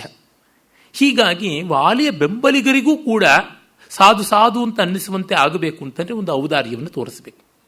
ಇವರಿಗೆ ಮುಖ್ಯ ಇದ್ದ ತಾತ್ಪರ್ಯ ಏನು? ವಾಲಿ ಇಲ್ಲವಾಗಬೇಕು, ಆ ಜಾಗ ಸುಗ್ರೀವನಿಗೆ ಬೇಕು. ಸುಗ್ರೀವನಿಗೆ ಮಕ್ಕಳು ಇಲ್ಲ, ಮರಿನೂ ಇಲ್ಲ. ಇದ್ದ ಹೆಂಡತಿಯನ್ನು ವಾಲಿ ಕಟ್ಟಿಕೊಂಡಿದ್ದಾನೆ, ಬಿಡಿಸಿಕೊಂಡು ಇಟ್ಕೊಳ್ಬೇಕು. ಆಗ ಆ ಮಗನನ್ನೇ ಮಗನಂತೆ ಸ್ವೀಕಾರ ಮಾಡಿಕೊಂಡಿದ್ದು. ಆದರೂ ಅಂಗದನಲ್ಲಿ ಹೊಗೆ ಆಡ್ತಾನೆ ಇತ್ತು ಅನ್ನೋದಕ್ಕೆ ಮುಂದೆ ಇದೇ ಕಿಷ್ಕಿಂಧ ಕಾಂಡದ ಕೊನೆಯಲ್ಲಿ ನೋಡ್ತೀವಿ. ನಮ್ಮಪ್ಪನ ನಮ್ಮ ಚಿಕ್ಕಪ್ಪ ಕೊಲ್ಲಿಸ್ಬಿಟ್ಟ, ನನ್ನನ್ನು ಕೊಲ್ಲಿಸ್ಬೇಕು ಅಂತಲೇ ಸೀತಾನ್ವೇಷಣೆ 2 ತಿಂಗಳೊಳಗೆ ಮಾಡ್ಕೊಂಡು ಬನ್ನಿ ಅಂತ ಹೇಳಿದ್ದಾನೆ. ಆಗದೆ ಇದ್ದವ್ರನ್ನ ಕೊಂದು ಬಿಡ್ತೀನಿ ಅಂತಾನೆ, ಇದು ನನ್ನ ಕೊಲ್ಲೋಕ್ಕೆ ಪ್ಲಾನ್ ಸ್ಕೆಚ್ ಹಾಕಿದ್ದಾನೆ ಅಂತಲೇ ಅವನು ಅಂದ್ಕೋತಾನೆ. ಇದು ನೋಡಿದಾಗ ನಮಗೆ ಗೊತ್ತಾಗುತ್ತದೆ, ಅಷ್ಟು ಮೇಲೆ ತಿಪ್ಪೆ ಸಾರಿಸುವಷ್ಟು ಸುಲಭವಾಗಿಲ್ಲ ಇವೆಲ್ಲ ಅಂತ. ಹಾಗೆ ಈ ಗಂಡನ ಜೊತೆ ಸಾಯೋದಕ್ಕಿಂತ ನನಗೇನೂ ಬದುಕಿಲ್ಲ ಅಂತ ಎದೆ ರಪ ರಪ ರಪ ಬಡ್ಕೊಂಡು ಹತ್ತಳಲ್ಲ ತಾರೆ ಪಾಪ. ಮತ್ತೆ ನೋಡಿ, ಹಾಯಾಗಿ ಗರ್ಟ್ರೂಡ್, ಹ್ಯಾಮ್ಲೆಟ್ನ ತಾಯಿ, ಹೇಗೆ ಕ್ಲಾಡಿಯಸ್ನ ಮದುವೆ ಆಗಿ ಕೂತ್ಕೊಂಡ್ಲು ಹಾಗೆ ಅಚ್ಚುಕಟ್ಟಾಗಿ ಮದುವೆ ಆಗಿ ಫ್ರೆಶ್ ಆಗಿ ಕೂತ್ ಬಿಡ್ತಾಳೆ ಇವಳು ತಾರೆ. ಇದೆಂಥದ್ದು ಆಗುತ್ತದೆ. ಅವರ ಕಾಲದ ರೀತಿ, ಅವರ ಕಾಲದ ನೀತಿ ಅಂತ ಒಂದುಂಟು. ಜೊತೆಗೆ ನಾವೇ ನಮ್ಮ ಮನೆಗಳಲ್ಲೇನೆ ಸಾವಿನ ದಿವಸ ಬಾಯಿ ಬಡ್ಕೊಳ್ತಾ ಇದ್ದವರು ವೈಕುಂಠ ಸಮಾರಾಧನೆ ಹಚ್ಚಿ ಜೋಕ್ ಮಾಡ್ತಾ ಇರ್ತೀವಿ. ಇನ್ನೂ 1-2 ಲಾಡು ಹಾಕಿಸ್ರಿ ಅವರಿಗೆ ಅಂತ ಇರ್ತೀವಿ. ಇದು ನಮ್ಮಲ್ಲಿಯೇ ನಡೀತಾ ಇರ್ತಕ್ಕಂಥದ್ದು. ಇವನ್ನೆಲ್ಲ ನೋಡಿದಾಗ ಗೊತ್ತಾಗುತ್ತದೆ ಮಾನವ ಸ್ವಭಾವ ಹೇಗಿದೆ ಅಂತ. ಇದು ತ್ರೇತಾಯುಗವಾದರೂ ಅಷ್ಟೇ, ಕಲಿಯುಗವಾದರೂ ಅಷ್ಟೇ. ಇವುಗಳನ್ನು ಗಮನಿಸಿಕೊಳ್ಳದೆ ಮತ್ತೆ ಇದನ್ನು ಪ್ರವಚನ ಮಾಡ್ತಾರಲ್ಲ, ಅವರು ಮನೇಲಿ ನಡ್ಕೊಳ್ಳೋದು ಹೀಗೆ ವಾಮಾಚಾರವೇನೆ. ಹೇಳೋದಕ್ಕೆ ಮಾತ್ರ ಅಷ್ಟೇನೆ, ಇನ್ಯಾವುದಕ್ಕೂ ಅಲ್ಲ. ನನಗೆ ದಾಕ್ಷಿಣ್ಯ ಎಲ್ಲೂ ಇಲ್ಲ, ಎಲ್ಲರನ್ನೂ ಜನ್ಮ ಜಾಲಾಡ್ಬಿಡ್ತೀನಿ. ಕಾರಣ ನಾನು ಹೇಳೋದು ಇದನ್ನ ನಾವು ನಮ್ಮ ಅಂತರಂಗ ದರ್ಶನವಾಗಿ ಮಾಡಿಕೊಳ್ಳಬೇಕು. ನಮ್ಮೊಳಗೆ ಸಣ್ಣತನ ಇದೆಯಾ ದೊಡ್ಡತನ ಇದೆಯಾ ಅಂತ ನೋಡಬೇಕು. ದೊಡ್ಡದನ್ನು ತಿರಸ್ಕರಿಸಿ ಅಂತ ಹೇಳ್ತಾ ಇಲ್ಲ, ದೊಡ್ಡದಾಗುವುದೆಷ್ಟು ಕಷ್ಟ ಇದೆ ಅಂತ. ಸ್ವಲ್ಪ ಮೊಪ್ಪೆಸ್ಸಿ ಧರ್ಮಸ್ಯ ತ್ರಾಯತೆ ಮಹತೋ ಭಯಾತ್ ಅಂತ ಇದೆಯಲ್ಲ, ಪ್ರಯತ್ನ ಪಡಬೇಕು. ನಿಜ, ಪ್ರಯತ್ನ ಎಷ್ಟು ಕಷ್ಟ. ಡಿ ವಿ ಜಿಯವರ ರಾಮಪರೀಕ್ಷಣದಲ್ಲಿ ರಾಮ ಹೇಳ್ತಾನೆ, ಅಪ್ಪ ನೋಡು, ಇಂಥದ್ದು ಯಾವುದೋ ಒಂದು ನಂಬಿಕೆಗಳ ಮೇಲೆ ನಾನು ಮಾಡಿದೆ, ಮಾನುಷತೆ ನನಗೆ ಅಪೂರ್ಣತೆ ತಂದಿದ್ರೆ ನೀನು ತುಂಬ ಅದನ್ನಿಟ್ಟು ಜಗ್ಗಾಡಬೇಡಯ್ಯ ಹನುಮಂತ ಅಂತ ಕೇಳ್ಕೊತಾನೆ ಹನುಮಂತನ ಪ್ರಶ್ನೆಗೆ ಅಂತ. ಇದು ಬಹಳ ದೊಡ್ಡದಾದದ್ದು. ರಾಮನ ವ್ಯಕ್ತಿತ್ವ ಇರತಕ್ಕಂಥದ್ದು ರುಜುತ್ವದಲ್ಲಿ. ಅವನ ಅಸಹಾಯಕತೆಯನ್ನು ಅವನು ಹೇಳ್ಕೊತಾನೆ. ಇಲ್ಲಿಯೇ ಒಂದು ಸ್ವಲ್ಪ ತರ್ಕ ಮಾಡಿದ್ದಾನೆ. ಪಾಪ ರಾಮನ ತರ್ಕ ನಿಲ್ಲುವುದು ಕಷ್ಟ. ರಾಮ ತರ್ಕ ಮಾಡಬಾರ್ದು, ಭಾವದಲ್ಲಿ ನಿಲ್ಲಬೇಕು. ಕೃಷ್ಣ ತರ್ಕ ಮಾಡಿದ್ನೋ ನಿಲ್ತಾನೆ. ಕೃಷ್ಣ ತರ್ಕ ಅಸಾಮಾನ್ಯವಾದ ತರ್ಕ, ಅವನ ತರ್ಕಕ್ಕೆ ಎದುರೇ ಇಲ್ಲ. ಅದು ಮಾತ್ರವಲ್ಲ, ನಾನು ನಿನಗೆ ತರ್ಕ ಮಾಡಿ ಯಾಕೆ ಒಪ್ಪಿಸ್ಬೇಕು, ತಟ್ಟು ಕೂಡಿಸ್ಬಿಡ್ತೀನಿ ಅಂತಲೂ ಅಂತಾನೆ. ಅವನು ಲೆಕ್ಕಕ್ಕೆ ಇಡೋದಿಲ್ಲ, ಹಾಳಾಗಿ ಹೋಗು ನೀನು ಹೇಗೆ ಬೇಕಾದರೂ ಅಂತ. ಪಾಪ ರಾಮ ಒಪ್ಪಿಸ್ಬೇಕು ಅಂತ ನೋಡಿದಾಗ ಆಗುವಂಥದ್ದಲ್ಲ. ರಾಮ ಹೇಗಿರಬೇಕು ಹಾಗಿರಬೇಕು. ಪಾಪ ಇಲ್ಲಿ ರಾಮನ ವ್ಯಕ್ತಿತ್ವ ಸ್ವಲ್ಪ ಯಾರಾದರೂ ಪ್ರಕ್ಷೇಪಕಾರರಲ್ಲಿ ಏನಾದರೂ ತಗಾದೆಗಳು ಮಾಡಿದ್ದಾರಾ ಅಂತಲೂ ನನಗನ್ನಿಸುತ್ತದೆ. ಕ್ರಿಟಿಕಲ್ ಎಡಿಷನ್ನಲ್ಲಿ ಈ ಭಾಗ ಸರಿಯಾಗಿ ಗಮನಿಸ್ಕೋಬೇಕು. ಇರಲಿ, ವಿಸ್ತರಿಸಿದ್ದಾಯಿತು ಪೀಠಿಕೆ. ಆದರೆ ವಾಲಿಯ ಘನತೆಯನ್ನು, ದುಷ್ಟನಲ್ಲಿಯೂ ಒಂದು ಘನತೆ ಇರುತ್ತಲ್ಲ, ಅದನ್ನು ವಾಲ್ಮೀಕಿಗಳು ಬಿಟ್ಟಿಲ್ಲ, ರಾವಣನಲ್ಲಿಯೂ ಬಿಟ್ಟಿಲ್ಲ, ಕೈಕೇಯಿಯಲ್ಲಿಯೂ ಬಿಟ್ಟಿಲ್ಲ. ಅವ್ರವ್ರದ್ದು ಏನಿದೆ ಅದನ್ನು ಹೇಳಿಸಿದ್ದಾರೆ. ವ್ಯಾಸರೂ ಹಾಗೆ ಮಾಡಿದ್ದಾರೆ. ಅದು ತುಂಬ ದೊಡ್ಡದಾದದ್ದು. ಅವರವ್ರಿಗೆ ಸಲ್ಲಿಸಬೇಕಾದನ್ನು ಸಲ್ಲಿಸಿ ಅವರ ಗುಣದೋಷಗಳು ಏನು ಅಂತ ತೋರ್ಪಡಿಸಿದ್ದಾರೆ. ಧೃತರಾಷ್ಟ್ರನ್ನ ಎಷ್ಟು ಒಳ್ಳೆ ರೀತಿಯಲ್ಲಿ ಚಿತ್ರಿಸ್ತಾರೆ. ನೋಡಿದಾಗ ವ್ಯಾಸರ ಔದಾರ್ಯವೇ ಔದಾರ್ಯ ಅಂತ ಅನಿಸುತ್ತದೆ. ಗಾಂಧಾರಿಯ ಬಗ್ಗೆ ಎಷ್ಟು ಒಳ್ಳೆಯ ಅಭಿಪ್ರಾಯ ಬರುವಂತೆ ಮಾಡ್ತಾರೆ. ಆದರೂ ಅವ್ರು ಎಲ್ಲಿ ತಪ್ಪಿದ್ರು ಅನ್ನೋದನ್ನು ತುಂಬ ಚೆನ್ನಾಗಿ ಸೂಚನೆ ಕೊಡ್ತಾರೆ. ಇಲ್ಲಿ ಹಾಗೆ ಆಗಿದೆ. ರಾಮ ಕರುಣವೇದಿ ಚ ಪ್ರಜಾನಾಂಚ ಹಿತೇರತಃ ಸಾನುಕ್ರೋಶೋ ಮಹೋತ್ಸಾಹ ಸಮಯಜ್ಞೋ ದೃಢವ್ರತಃ ಇತಿ ತೇ ಸರ್ವಭೂತಾನಿ ಕಥಯಂತಿ ಯಶೋಭುವಿ ದಮಶಮ ಕ್ಷಮಾ ಧರ್ಮೋ ಧೃತಿ ಸತ್ಯಂ ಪರಾಕ್ರಮ ಪಾರ್ಥಿವಾನಾಂ ಗುಣ ರಾಜನ್ ದಂಡಶ್ಚ ಅಪಿ ಅಪರಾಧಿಷು ತಾನ್ ಗುಣಾನ್ ಸಂಪ್ರದಾರ್ಯ ಅಹಮಗ್ರ್ಯಂಚ ಅಭಿಜನಂ ತವ ತಾರಯ ಪ್ರತಿಷಿದ್ಧೋಪಿ ಸುಗ್ರೀವೇಣ ಸಮಾಗತಃ ನ ಮಾಂ ಅನ್ಯೇನ ಸಂರಬ್ಧಂ ಪ್ರಮತ್ತಂ ಯೋದ್ಧುಮರ್ಹತಿ.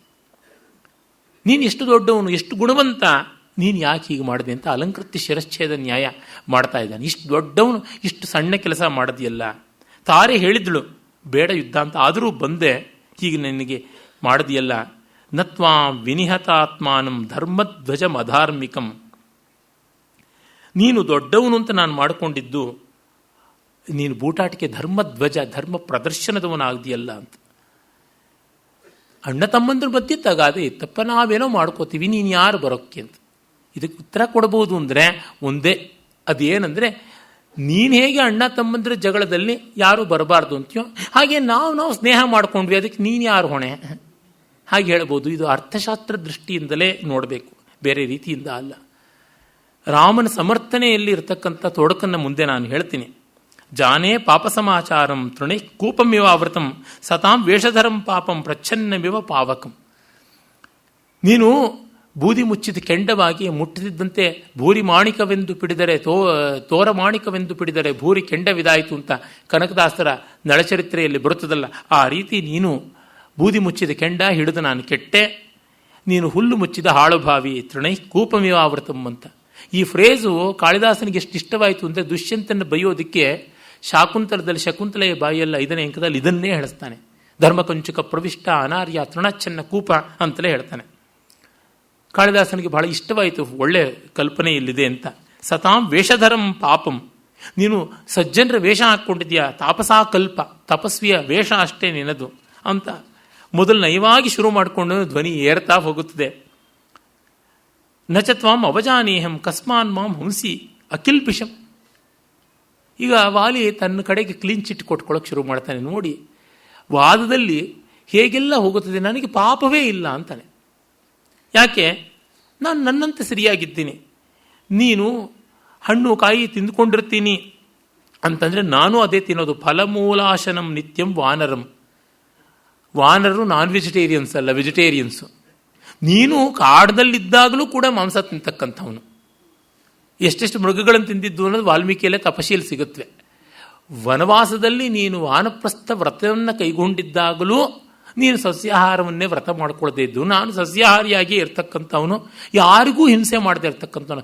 ಸಸ್ಯಾಹಾರದಲ್ಲಿ ಹಿಂಸೆ ಕಡಿಮೆ ಅಂತಂತಾರೆ, ಮಾಂಸಾಹಾರದಲ್ಲಿ ಜಾಸ್ತಿ ಅಂತಾರೆ. ನಾನು ಕಡಿಮೆ ಹಿಂಸೆ ಮಾಡ್ಕೊಂಡಿದ್ದೀನಿ, ನನ್ನಂಥವನು ಹಿಂಸೆ ಮಾಡಿದೆಯಲ್ಲ ನೀನು ಅಂತ. ತ್ವಂ ನರಾಧಿಪತೆ ಪುತ್ರ ಪ್ರತೀತ ಪ್ರಿಯದರ್ಶನ ಲಿಂಗಮಪ್ಯಸ್ಥಿತೇ ರಾಜನ್ ದೃಶ್ಯತೆ ಧರ್ಮ ಸಂಹಿತಂ ಕಕ್ಷತ್ರಿಯ ಕುಲೇ ಜಾತ ಶ್ರುತವಾನ್ ನಷ್ಟ ಸಂಶಯ. ನೀನು ಧರ್ಮನಿಷ್ಠ ಅಂತ ಹೇಳೋದಕ್ಕೆ ಲಿಂಗಮಪ್ಯಸ್ತಿ. ನೋಡಿದ್ರೆ ನಾರು ಬಟ್ಟೆ ಉಟ್ಕೊಂಡು ಜಟಾಧಾರಿಯಾಗಿ ಜಪಮಾಲೆಯನ್ನು ಕಟ್ಟಿಕೊಂಡು ಏನೆಲ್ಲ ಮಾಡ್ಕೊಂಡಿದ್ದೀಯಾ. ಧರ್ಮಲಿಂಗ ಪ್ರತಿಚ್ಛನ್ನ ಕ್ರೂರಂ ಕರ್ಮ ಸಮಾಚರೇತ್. ಧಾರ್ಮಿಕ ವೇಷದಲ್ಲಿ ಕ್ರೂರ ಕಾರ್ಯ ಮಾಡ್ತಾ ಇದ್ದೀಯಾ. ಅಭವ್ಯೋ ಭವ್ಯ ರೂಪೇಣ ಕಿಮರ್ಥಂ ಪರಿಧಾವಸಿ. ಅಮಂಗಳ ಮಂಗಳ ರೂಪದಲ್ಲಿರುವಂತೆ ನೀನು ಯಾತಕ್ಕೆ ಈ ರೀತಿಯಾದ ಕೆಲಸ ಮಾಡಿ ವೇಷ ಹಾಕ್ಕೊಂಡು ಕಾಡಲ್ಲಿ ಅಲಿತಾ ಇದೆಯಾ. ಸಾಮ ದಾನಂ ಕ್ಷಮಾ ಧರ್ಮ ಸತ್ಯಂ ಧೃತಿ ಪರಾಕ್ರಮವು ಪಾರ್ಥಿವಾನಾಂ ಗುಣಾರಾಜನ್ ದಂಡಶ್ಚ ಅಪರಾಧಿಷು ವಯಂ ವನಚರಾರಾಮ ಮೃಗ ಮೂಲ ಫಲಾಶನ. ಸಮಾಧಾನ ಭೇದ ದಂಡ ಅಂತೆಲ್ಲ ಉಂಟು. ಸತ್ಯ ಧೃತಿ ಇತ್ಯಾದಿಗಳು ಧರ್ಮಶಾಸ್ತ್ರದಲ್ಲಿ ಧರ್ಮ ಲಕ್ಷಣ ಹೇಳ್ತಾರೆ. ಧೃತಿ ಕ್ಷಮಾ ದಮಃ ಅಹಿಂಸಾ ಶೌಚಂ ಇಂದ್ರಿಯ ನಿಗ್ರಹ ದೀಹಿ ವಿದ್ಯಾ ಸತ್ಯಂ ಅಕ್ರೋಧ ದಶಕಂ ಧರ್ಮಲಕ್ಷಣಂ ಅಂತ ಮನು ಹೇಳ್ತಾನೆ. ಅವು ಯಾವುದು ನಿನ್ನೆಲ್ಲ ಕಾಣಿಸ್ತಾ ಇಲ್ವಲ್ಲ. ಯಶಾ ಪ್ರಕೃತಿರಸ್ಮಾಕಂ ಪುರುಷಸ್ತ್ವಂ ನರೇಶ್ವರ ಭೂಮಿರ್ ಹಿರಣ್ಯಂ ರೂಪಂಚ ವಿಗ್ರಹೇ ಕಾರಣಾನಿ ಚ. ಒಂದು ಯುದ್ಧ ಆಗಬೇಕು ಅಂತಂದರೆ ಹೆಣ್ಣು ಹೊನ್ನು ಮಣ್ಣು ಎಲ್ಲ ಕಾಲದ್ದು ಇದೆಯಲ್ಲ. ಭೂಮಿ ಮಣ್ಣು, ಹಿರಣ್ಯಂ ಹೊನ್ನು, ರೂಪಂ ಅಂದರೆ ಹೆಣ್ಣು ಅಂತ. ಅಂದರೆ ಅರ್ಥಕಾಮಗಳಿಗೆ ಬಿಟ್ಟು ತಗಾದೆ ಇನ್ಯಾವುದಕ್ಕೂ ಮಾಡೋಲ್ಲ. ಸ್ಥಿರಾಸ್ತಿ ಚರಾಸ್ತಿ ಮತ್ತು ಜೀವ ಪ್ರೀತಿ ಪ್ರಣಯ ಕಾಮ ಈ ರೀತಿಯಾಗಿ ಬರುತ್ತದೆ. ಸ್ಥಿರಾಸ್ತಿಯಲ್ಲಿ ಭೂಮಿ ಪ್ರತಿನಿಧಿ, ಚರಾಸ್ತಿಯಲ್ಲಿ ಹೊನ್ನು ಪ್ರತಿನಿಧಿ. ಆ ಕಾರಣದಿಂದ ಇದು ಮೂರಕ್ಕಾಗಿಯೇ ನಡೆದದ್ದು. ಜಗತ್ತಿನ ಎಲ್ಲ ಕಾಲದ ಎಲ್ಲ ತಗಾದೆಗಳನ್ನು ನೋಡಿ ಇದಕ್ಕಾಗಿಯೇ ಬರ್ತಕ್ಕಂಥದ್ದು. ಅನ್ನದಾತುರಕ್ಕಿಂತ ಚಿನ್ನದಾತುರ ತೀಕ್ಷ್ಣ, ಚಿನ್ನದಾತುರಕ್ಕಿಂತ ಹೆಣ್ಣು ಗಂಡಲವು ಮನ್ನಣೆಯ ದಾಹವಿ ಎಲ್ಲ ಕಂ ತೀಕ್ಷ್ಣತಮ ತಿನ್ನುವುದ ಆತ್ಮವನೇ. ಮನ್ನಣೆ ಎಲ್ಲಿಗೆ ಬರುತ್ತದೆ? ಇದೆಲ್ಲ ಇದ್ದವನು ಗೌರವ ಕೊಡೋದ್ರಿಂದ ಇದು ಮೂರು ಸಂಪಾದಿಸ್ಕೊಳ್ಳೋಕೆ ನೋಡ್ತಾರೆ. ಅಧಿಕಾರಕ್ಕಾಗಿ ಹಣವೋ ಹಣಕ್ಕಾಗಿ ಅಧಿಕಾರವೋ ಅನ್ಯೋನ್ಯಾಶ್ರಿತ, ಇವೆರಡರಿಂದ ಮನ್ನಣೆ ಬರುತ್ತದೆ ಅಂತ. ಹೀಗಾಗಿ ಅತ್ರ ಕಸ್ತೇ ವನೇ ಲೋಭೋ ಮದೀಯೇಶು ಫಲೇಶು. ನನ್ನಲ್ಲಿ ಕಿತ್ಕೊಳ್ಳೋದು ನಿನಗೇನು ಉಂಟು? ಏನೂ ಇಲ್ಲ ಅಂತ. ವಾಲಿ ರಾಜ ಅವನ ಹೆಣಾನ್ ಹೊತ್ಕೊಂಡು ಹೋಗೋಕೆ ಬಂದ ಶಿಬಿಕೆ ಪಲ್ಲಕ್ಕಿ ವರ್ಣನೆಯನ್ನು ಆದಿಕವಿಗಳು ಮುಂದೆ ಮಾಡ್ತಾರೆ. ಅದು ಎಷ್ಟು ಚೆನ್ನಾಗಿತ್ತು ಅಂತ, ಎಷ್ಟು ವೈಭವದಲ್ಲಿತ್ತು ಅಂತ. ಆದರೆ ಇವನು ಹೇಳಿಕೊಳ್ಳೋದು ನಾನು ಬಹಳ ಸರಳವಾಗಿದ್ದೀನಿ ಅಂತ ರಾಹುಲ್ ಗಾಂಧಿ ಹೇಳ್ಕೊಂಡಂತ ಹೇಳ್ಕೊತಾನೆ. ಅಂದರೆ ರಾಜಕೀಯ ವ್ಯಕ್ತಿಗಳು ಆ ರೀತಿಯಾಗಿ ತಾನೇ ನಡ್ಕೊಳ್ಳೋದು. ನಾವೇನೂ ಮಾಡ್ಕೊಳ್ಳಲ್ಲ ಅಂತ ನಮ್ಮ ಮುಖ್ಯಮಂತ್ರಿಗಳು ಯಾವುದೋ ಒಂದು ತುಂಬ ಅಲ್ಪ ಬೆಲೆಯ ಥ್ರೋವೇ ಪ್ರೈಸಿನ ಗಡಿಯಾರ ಕಟ್ಕೊಂಡು ತಿರುಗ್ತಾ ಇದ್ರಲ್ಲ, ಆ ರೀತಿಯಾಗಿ ನಾನು ಫಲಮೂಲ ಆಶನ ಅಷ್ಟೇ, ಹಣ್ಣು ಕಾಯಿ ತಿಂದುಕೊಂಡಿರ್ತೀನಿ ಅಂತ. ನಿಮ್ಮ ಸ್ವಾಮಿಗಳು ಕೂಡ ಅಷ್ಟೇನೆ, ಭಿಕ್ಷೆ ಅಂತಂತಾರೆ. ಭಿಕ್ಷೆ ಎತ್ತೋದೇ ಇಲ್ಲ ಸೂತ್ರ. ಅವ್ರಿಗೆ ಪಾದ ಪೂಜೆ ಮಾಡೋರು ಭಿಕ್ಷೆ ಎತ್ತೋ ಸ್ಥಿತಿಗೆ ಬಂದ್ಬಿಡ್ತಾರೆ ಕಡೆಗೆ. ಆ ಕಾಲ ಮೇಲೆ ಇಷ್ಟು, ಈ ಕಾಲ ಮೇಲೆ ಇಟ್ಟು ಅಂತ ಚತುಷ್ಪಾದಿಗಳೇ ಆಗ್ಬಿಡ್ತಾರೆ ಎಷ್ಟೋ ಬಾರಿ ಸ್ವಾಮಿಗಳು. ಒಬ್ಬರು ಯಾರೋ ದೊಡ್ಡ ವಿದ್ವಾಂಸರು ಮೈಸೂರು ಪಾಠಶಾಲೆಯಲ್ಲಿ ತರ್ಕಾದಿಗಳು ಪಾಠ ಹೇಳ್ತಾ ಇದ್ದವರು ದೊಡ್ಡ ಯತಿವರೇಣ್ಯರೊಬ್ಬರ ಮೇಲೆ ಪದ್ಯ ಬರೆದ್ರು. ಪಾದ ದ್ವಂದ್ವವು ಅಂತ ಬಳಸಿಬಿಟ್ರು ಪದವನ್ನು. ನಮ್ಮ ಶಂಕರ ನೋಡ್ಬಿಟ್ಟು, ಸ್ವಾಮಿ ಅವರು 2 ಕಾಲಿನ ಮನುಷ್ಯರು, ನೀವು ಅವ್ರನ್ನ 4 ಕಾಲದವ್ರು ಬಡದ್ರಲ್ಲ ಅಂತ. 2 ಜೋಡಿಗಳು ಅಂತ, ಕಾಲೆರಡಿನ ಜೋಡಿ ಅಂತಂದ್ರೆ 4 ಕಾಲು ಆಯ್ತಲ್ಲ ಪಾಪ ಅಂತ ಯತಿವರೇಣ್ಯರಿಗೆ ಇವರು 4 ಕಾಲು ಕಲ್ಪಿಸಿದ್ರು. ಹಾಗೆ ಒಂದೊಂದು ಕಾಲ ಮೇಲೂ ಇಷ್ಟು ದುಡ್ಡಿಡಬೇಕು, ಒಂದೊಂದು ಪಾದಕೆ ಮೇಲೂ ಇಷ್ಟು ದುಡ್ಡಿಡಬೇಕು ಅಂತೆಲ್ಲ ಉಂಟು. ಮಠ ಇತ್ಯಾದಿಗಳು ನಡೀಬೇಕಲ್ವಾ, ಬೇಕು ಪಾಪ. ಅವರು ಶಿವರಾಮ್ ಅವ್ರು ಹೇಳ್ತಾರಲ್ಲ, ಡಾಕ್ಟರ್ ಹತ್ರಕ್ಕೆ ಹೋಗಬೇಕು ಅನಾರೋಗ್ಯವಾದಾಗ, ತಪ್ಪುತ್ತೆ ಔಷಧಿ ತಗೊಳ್ಳೋಕ್ಕೆ ಪ್ರಿಸ್ಕ್ರಿಪ್ಷನ್ ಕೊಡ್ತಾರೆ, ಪಾಪ ಅದಕ್ಕೆ ದುಡ್ಡು ಕೊಡಬೇಕು, ಇಲ್ಲದೇ ಅವ್ರ ಜೀವನ ನಡೆಯೋದು ಹೇಗೆ? ಮೆಡಿಕಲ್ ಶಾಪ್ಗೆ ಹೋಗ್ಬಿಟ್ಟು ಪ್ರಿಸ್ಕ್ರಿಪ್ಷನ್ ಕೊಟ್ಟು ಔಷಧ ತಗೋಬೇಕು, ಪಾಪ ಅವ್ರ ಜೀವನ ನಡೆಯೋದು ಹೇಗೆ? ಅವ್ರು ಬದುಕು. ಆಮೇಲೆ ಔಷಧ ತಗೊಳ್ತಿ ತಿಪ್ಪೆಗೆಸಿಬೇಕು, ನಾವು ಬದುಕಬೇಡ್ವೆ ಅಂತ ಅವ್ರು ಹೇಳ್ತಾ ಇದ್ರು ಸ್ವಯಂ ಡಾಕ್ಟರ್ ಆಗಿ. ಹಾಗೆ ಮಠ ನಡೀಬೇಕು ಅಂತಂದರೆ ಘಟ ಇರಬೇಕು, ಇವೆಲ್ಲ ನಡೆಯುತ್ತದೆ ಅಂತ. ಹೀಗೆ ಅವನು ಬಹಳ ಇನ್ನಸೆನ್ಸನ್ನು ತೋರಿಸ್ಕೊಳ್ಳುವಂತೆ ಮಾತಾಡ್ತಾನೆ. ನೋಡಿ ಎಷ್ಟು ವ್ಯಾಮಿಶ್ರವಾಗಿದೆ. ಒಳ್ಳೆ ಮಾತುಗಳನ್ನು ಆಡ್ತಾನೆ, ಅದರೊಳಗೆ ಇದೂ ಇರುತ್ತದೆ. ರಾಜಕೀಯದವರ ರೀತಿಗಳೇ ಹಾಗೆ. ವಾಲಿ ಏನು ಸುಭಗನಲ್ಲ, ಅವನು ಹೆಂಡತಿ ತಾರೆಗೆ ಗೊತ್ತು. ತನ್ನ ಗಂಡ ಸಾಚ ಅಲ್ಲ ಅಂತ. ಸುಗ್ರೀವನು ಏನು ಅಂಥ ಸುಭಗನಲ್ಲ, ಆದರೆ ವಾಲಿಗೆ ಹೋಲಿಸಿದ್ರೆ ಮೇಲು. ಏನಂದರೆ ಒಂದು ರಿನ್ ಡಿಟರ್ಜೆಂಟ್ ಹಾಕಿ ಒಗೆದಿರ್ತಕ್ಕಂಥದ್ದು, ಸಾಮಾನ್ಯವಾದ ಸಾಬೂನಿನ ತುಂಡಿನಲ್ಲಿ ಒಗೆದಿರ್ತಕ್ಕಂಥ ಬಟ್ಟೆ. ನೀವೇ ನೋಡಿಕೊಳ್ಳಿ ವ್ಯತ್ಯಾಸ, ಟಿನ್ ಟಿನ್ ಟಿನ್ ಅಂತ ಅಡ್ವರ್ಟೈಸ್ಮೆಂಟಲ್ಲಿ ಬರುತ್ತದಲ್ಲ, ಆ ರೀತಿ. ಅದರ ರಹಸ್ಯ ಇಷ್ಟೇನೆ, ಹೊಸದಾಗಿ ಇರ್ತಕ್ಕಂಥ ಬಟ್ಟೆ ನೀರಲ್ಲದ್ದಿದ್ದು, ಇನ್ನೊಂದು 4-5 ವರ್ಷ ಆಗಿ ಹಳೇದಾಗಿರ್ತಕ್ಕಂಥ ಬಟ್ಟೆ ನೀರಲ್ಲದ್ದಿದ್ದಷ್ಟೇ ವ್ಯತ್ಯಾಸ. ಆ ರೀತಿಯಲ್ಲಿ, ಆ ಸೂಕ್ಷ್ಮತೆಯಲ್ಲಿ ಕಂಡಾಗ ವ್ಯತ್ಯಾಸಗಳು ಅಷ್ಟರೊಳಗೆ ನೋಡಬೇಕು. ಲೋಕ ಹಾಗೆ ಇರ್ತದೆ. ಆ ಲೋಕದಲ್ಲಿ ಇರುವಂಥದ್ದನ್ನೇ ನಾವು ನೋಡಿಕೊಳ್ಬೇಕು. ಇಲ್ಲದ್ದನ್ನು ನಾವು ತಂದು ಉದ್ಧಾರ ಮಾಡಿಕೊಳ್ಳೋದಕ್ಕೆ ಸಾಧ್ಯವಿಲ್ಲ. ಅದನ್ನು ಅವನು ಹೇಳುವಲ್ಲಿಯೇ ನಾವು ಕಾಣ್ಕೊಳ್ಬಹುದು. ರಾಜವೃತ್ತಿರ ಅಸಂಕೀರ್ಣ ನೃಪ ಕಾಮವೃತ್ತಯ. ಯಾವತ್ತೂ ರಾಜ ಅಸಂಕೀರ್ಣ ಅಂತಂದರೆ ತುಂಬ ಗೋಜಲಾಗಿರಬಾರ್ದು, ತುಂಬ ಒಳ ಸುಳಿಗಳು, ಒಳ ತಂತ್ರಗಳು ಇರಬಾರದು. ರಾಜರು ತಮ್ಮಿಷ್ಟ ಬಂದಂತೆ ನಡೆಯಬಾರದು. ಒಂದು ಧರ್ಮದಲ್ಲಿ ನಡ್ಕೊಳ್ಬೇಕು. ತಂತು ಕಾಮಪ್ರಧಾನಶ್ಚ ಕೋಪನಶ್ಚ ಅವಸ್ಥಿತ. ನೀನು ಕಾಮಕ್ರೋಧಗಳಿಗೆ ಎಡೆಯಾಗಿದ್ದೀಯ, ನನ್ನನ್ನು ಕೊಲ್ಲಬೇಕು ಅನ್ನುವಲ್ಲಿ ವೃಥಾ ವೈರದ ಕೋಪ ನಿನ್ನಲ್ಲಿದೆ, ಮತ್ತೆ ನಿನ್ನ ಅಪೇಕ್ಷೆ ಈಡೇರಿಸಿಕೊಳ್ಬೇಕು ಅನ್ನೋ ಕಾಮ ಇದೆ. ಹಾಗೆ ನಡೀತಿದೆಯಲ್ಲ, ಇದು ತಪ್ಪಾಯಿತು. ಕಿಂವಕ್ಷಸಿ ಸತಾಂ ಮಧ್ಯೆ ಕೃತ್ವ ಕರ್ಮ ಜುಗುಪ್ಸಿತಂ. ಹೇಯವಾದ ಕೆಲಸ ಮಾಡಿದೆಯಲ್ಲ. ರಾಜ ಬ್ರಹ್ಮ ಗೋಜ್ಞ ಚೋರ ಪ್ರಾಣಿವಧೇ ರಥ. ಬ್ರಹ್ಮತ್ಯ, ರಾಜಹತ್ಯ, ಗೋಹತ್ಯ ಮತ್ತು ಸ್ವರ್ಣಸ್ಥೇಯ, ಬಂಗಾರವನ್ನು ಅಪಹರಣ ಮಾಡತಕ್ಕಂಥದ್ದು, ಪ್ರಾಣಿಗಳಲ್ಲಿ ಹಿಂಸೆ ಮಾಡುವುದು, ಇದೆಲ್ಲ ತಪ್ಪು. ಮಹಾಪಾತಕಗಳಲ್ಲಿ ಒಂದು. ಜೀವ ಹಿಂಸೆ ಮಾಡೋದು ತುಂಬ ತಪ್ಪು, ಉಪಪಾತಕಗಳಲ್ಲಿ ಒಂದು ಅಂತ ಹೇಳ್ತಾರೆ. ನಾಸ್ತಿಕ ಪರಿವೇತ್ತಾಚ ಸರ್ವೇ ನಿರಯಗಾಮಿನಃ. ದೊಡ್ಡವನಿಗಿಂತ ಮುಂಚೆ ಚಿಕ್ಕವನು ಮದುವೆ ಆಗ್ಬಿಡ್ತಕ್ಕಂಥದ್ದು ಪರಿವೇತ್ರ ದೋಷ ಅಂತ ಹೇಳ್ತಾರೆ. ಒಬ್ಬ ಹೆಂಡತಿ ಇದ್ದಾಗಲೇ ಮತ್ತೊಬ್ಬಳನ್ನ ಮದುವೆ ಆಗೋದು ಅಧಿವೇತ್ರ ದೋಷ ಅಂತ ಹೀಗೆಲ್ಲ ಧರ್ಮಶಾಸ್ತ್ರಕಾರರು ಹೇಳ್ತಾರೆ. ನಾಸ್ತಿಕ್ಯವೂ ಒಂದು ದೋಷ ಅಂತ. ಸೂಚಕಶ್ಚ, ಚಾಡಿ ಹೇಳ್ತಕ್ಕಂಥದ್ದು. ಕದರ್ಯಶ್ಚ, ಜಿಪುಣತನ ತೋರಿಸುವುದು. ಮಿತ್ರನಿಗೆ ಘಾತನ ಮಾಡುವುದು, ಅಂದರೆ ಸ್ನೇಹಿತನನ್ನು ನಂಬಿಸಿ ವಂಚನೆ ಮಾಡುವುದು. ಗುರುತಲ್ಪಗಃ, ಅಂದರೆ ಯಾರು ತಮಗೆ ಪೂಜನೀಯರಾದವರೋ, ರಕ್ತ ಸಂಬಂಧಿಗಳಾಗಿರ್ತಾರೋ ಅಂಥವರ ಪತ್ನಿಯಲ್ಲಿ ಸಂಗ ಮಾಡ್ತಕ್ಕಂಥದ್ದು, ಇದೆಲ್ಲ ತಪ್ಪು ಅಂತ ಉಂಟು. ಪಂಚಮಹಾಪಾತಕಗಳಲ್ಲೇ ಒಂದು ಬರ್ತದೆ, ಸ್ವರ್ಣಸ್ಥೇಯ, ಗುರುತಲ್ಪಗಮನ, ಬ್ರಹ್ಮತ್ಯ ಇತ್ಯಾದಿಗಳು.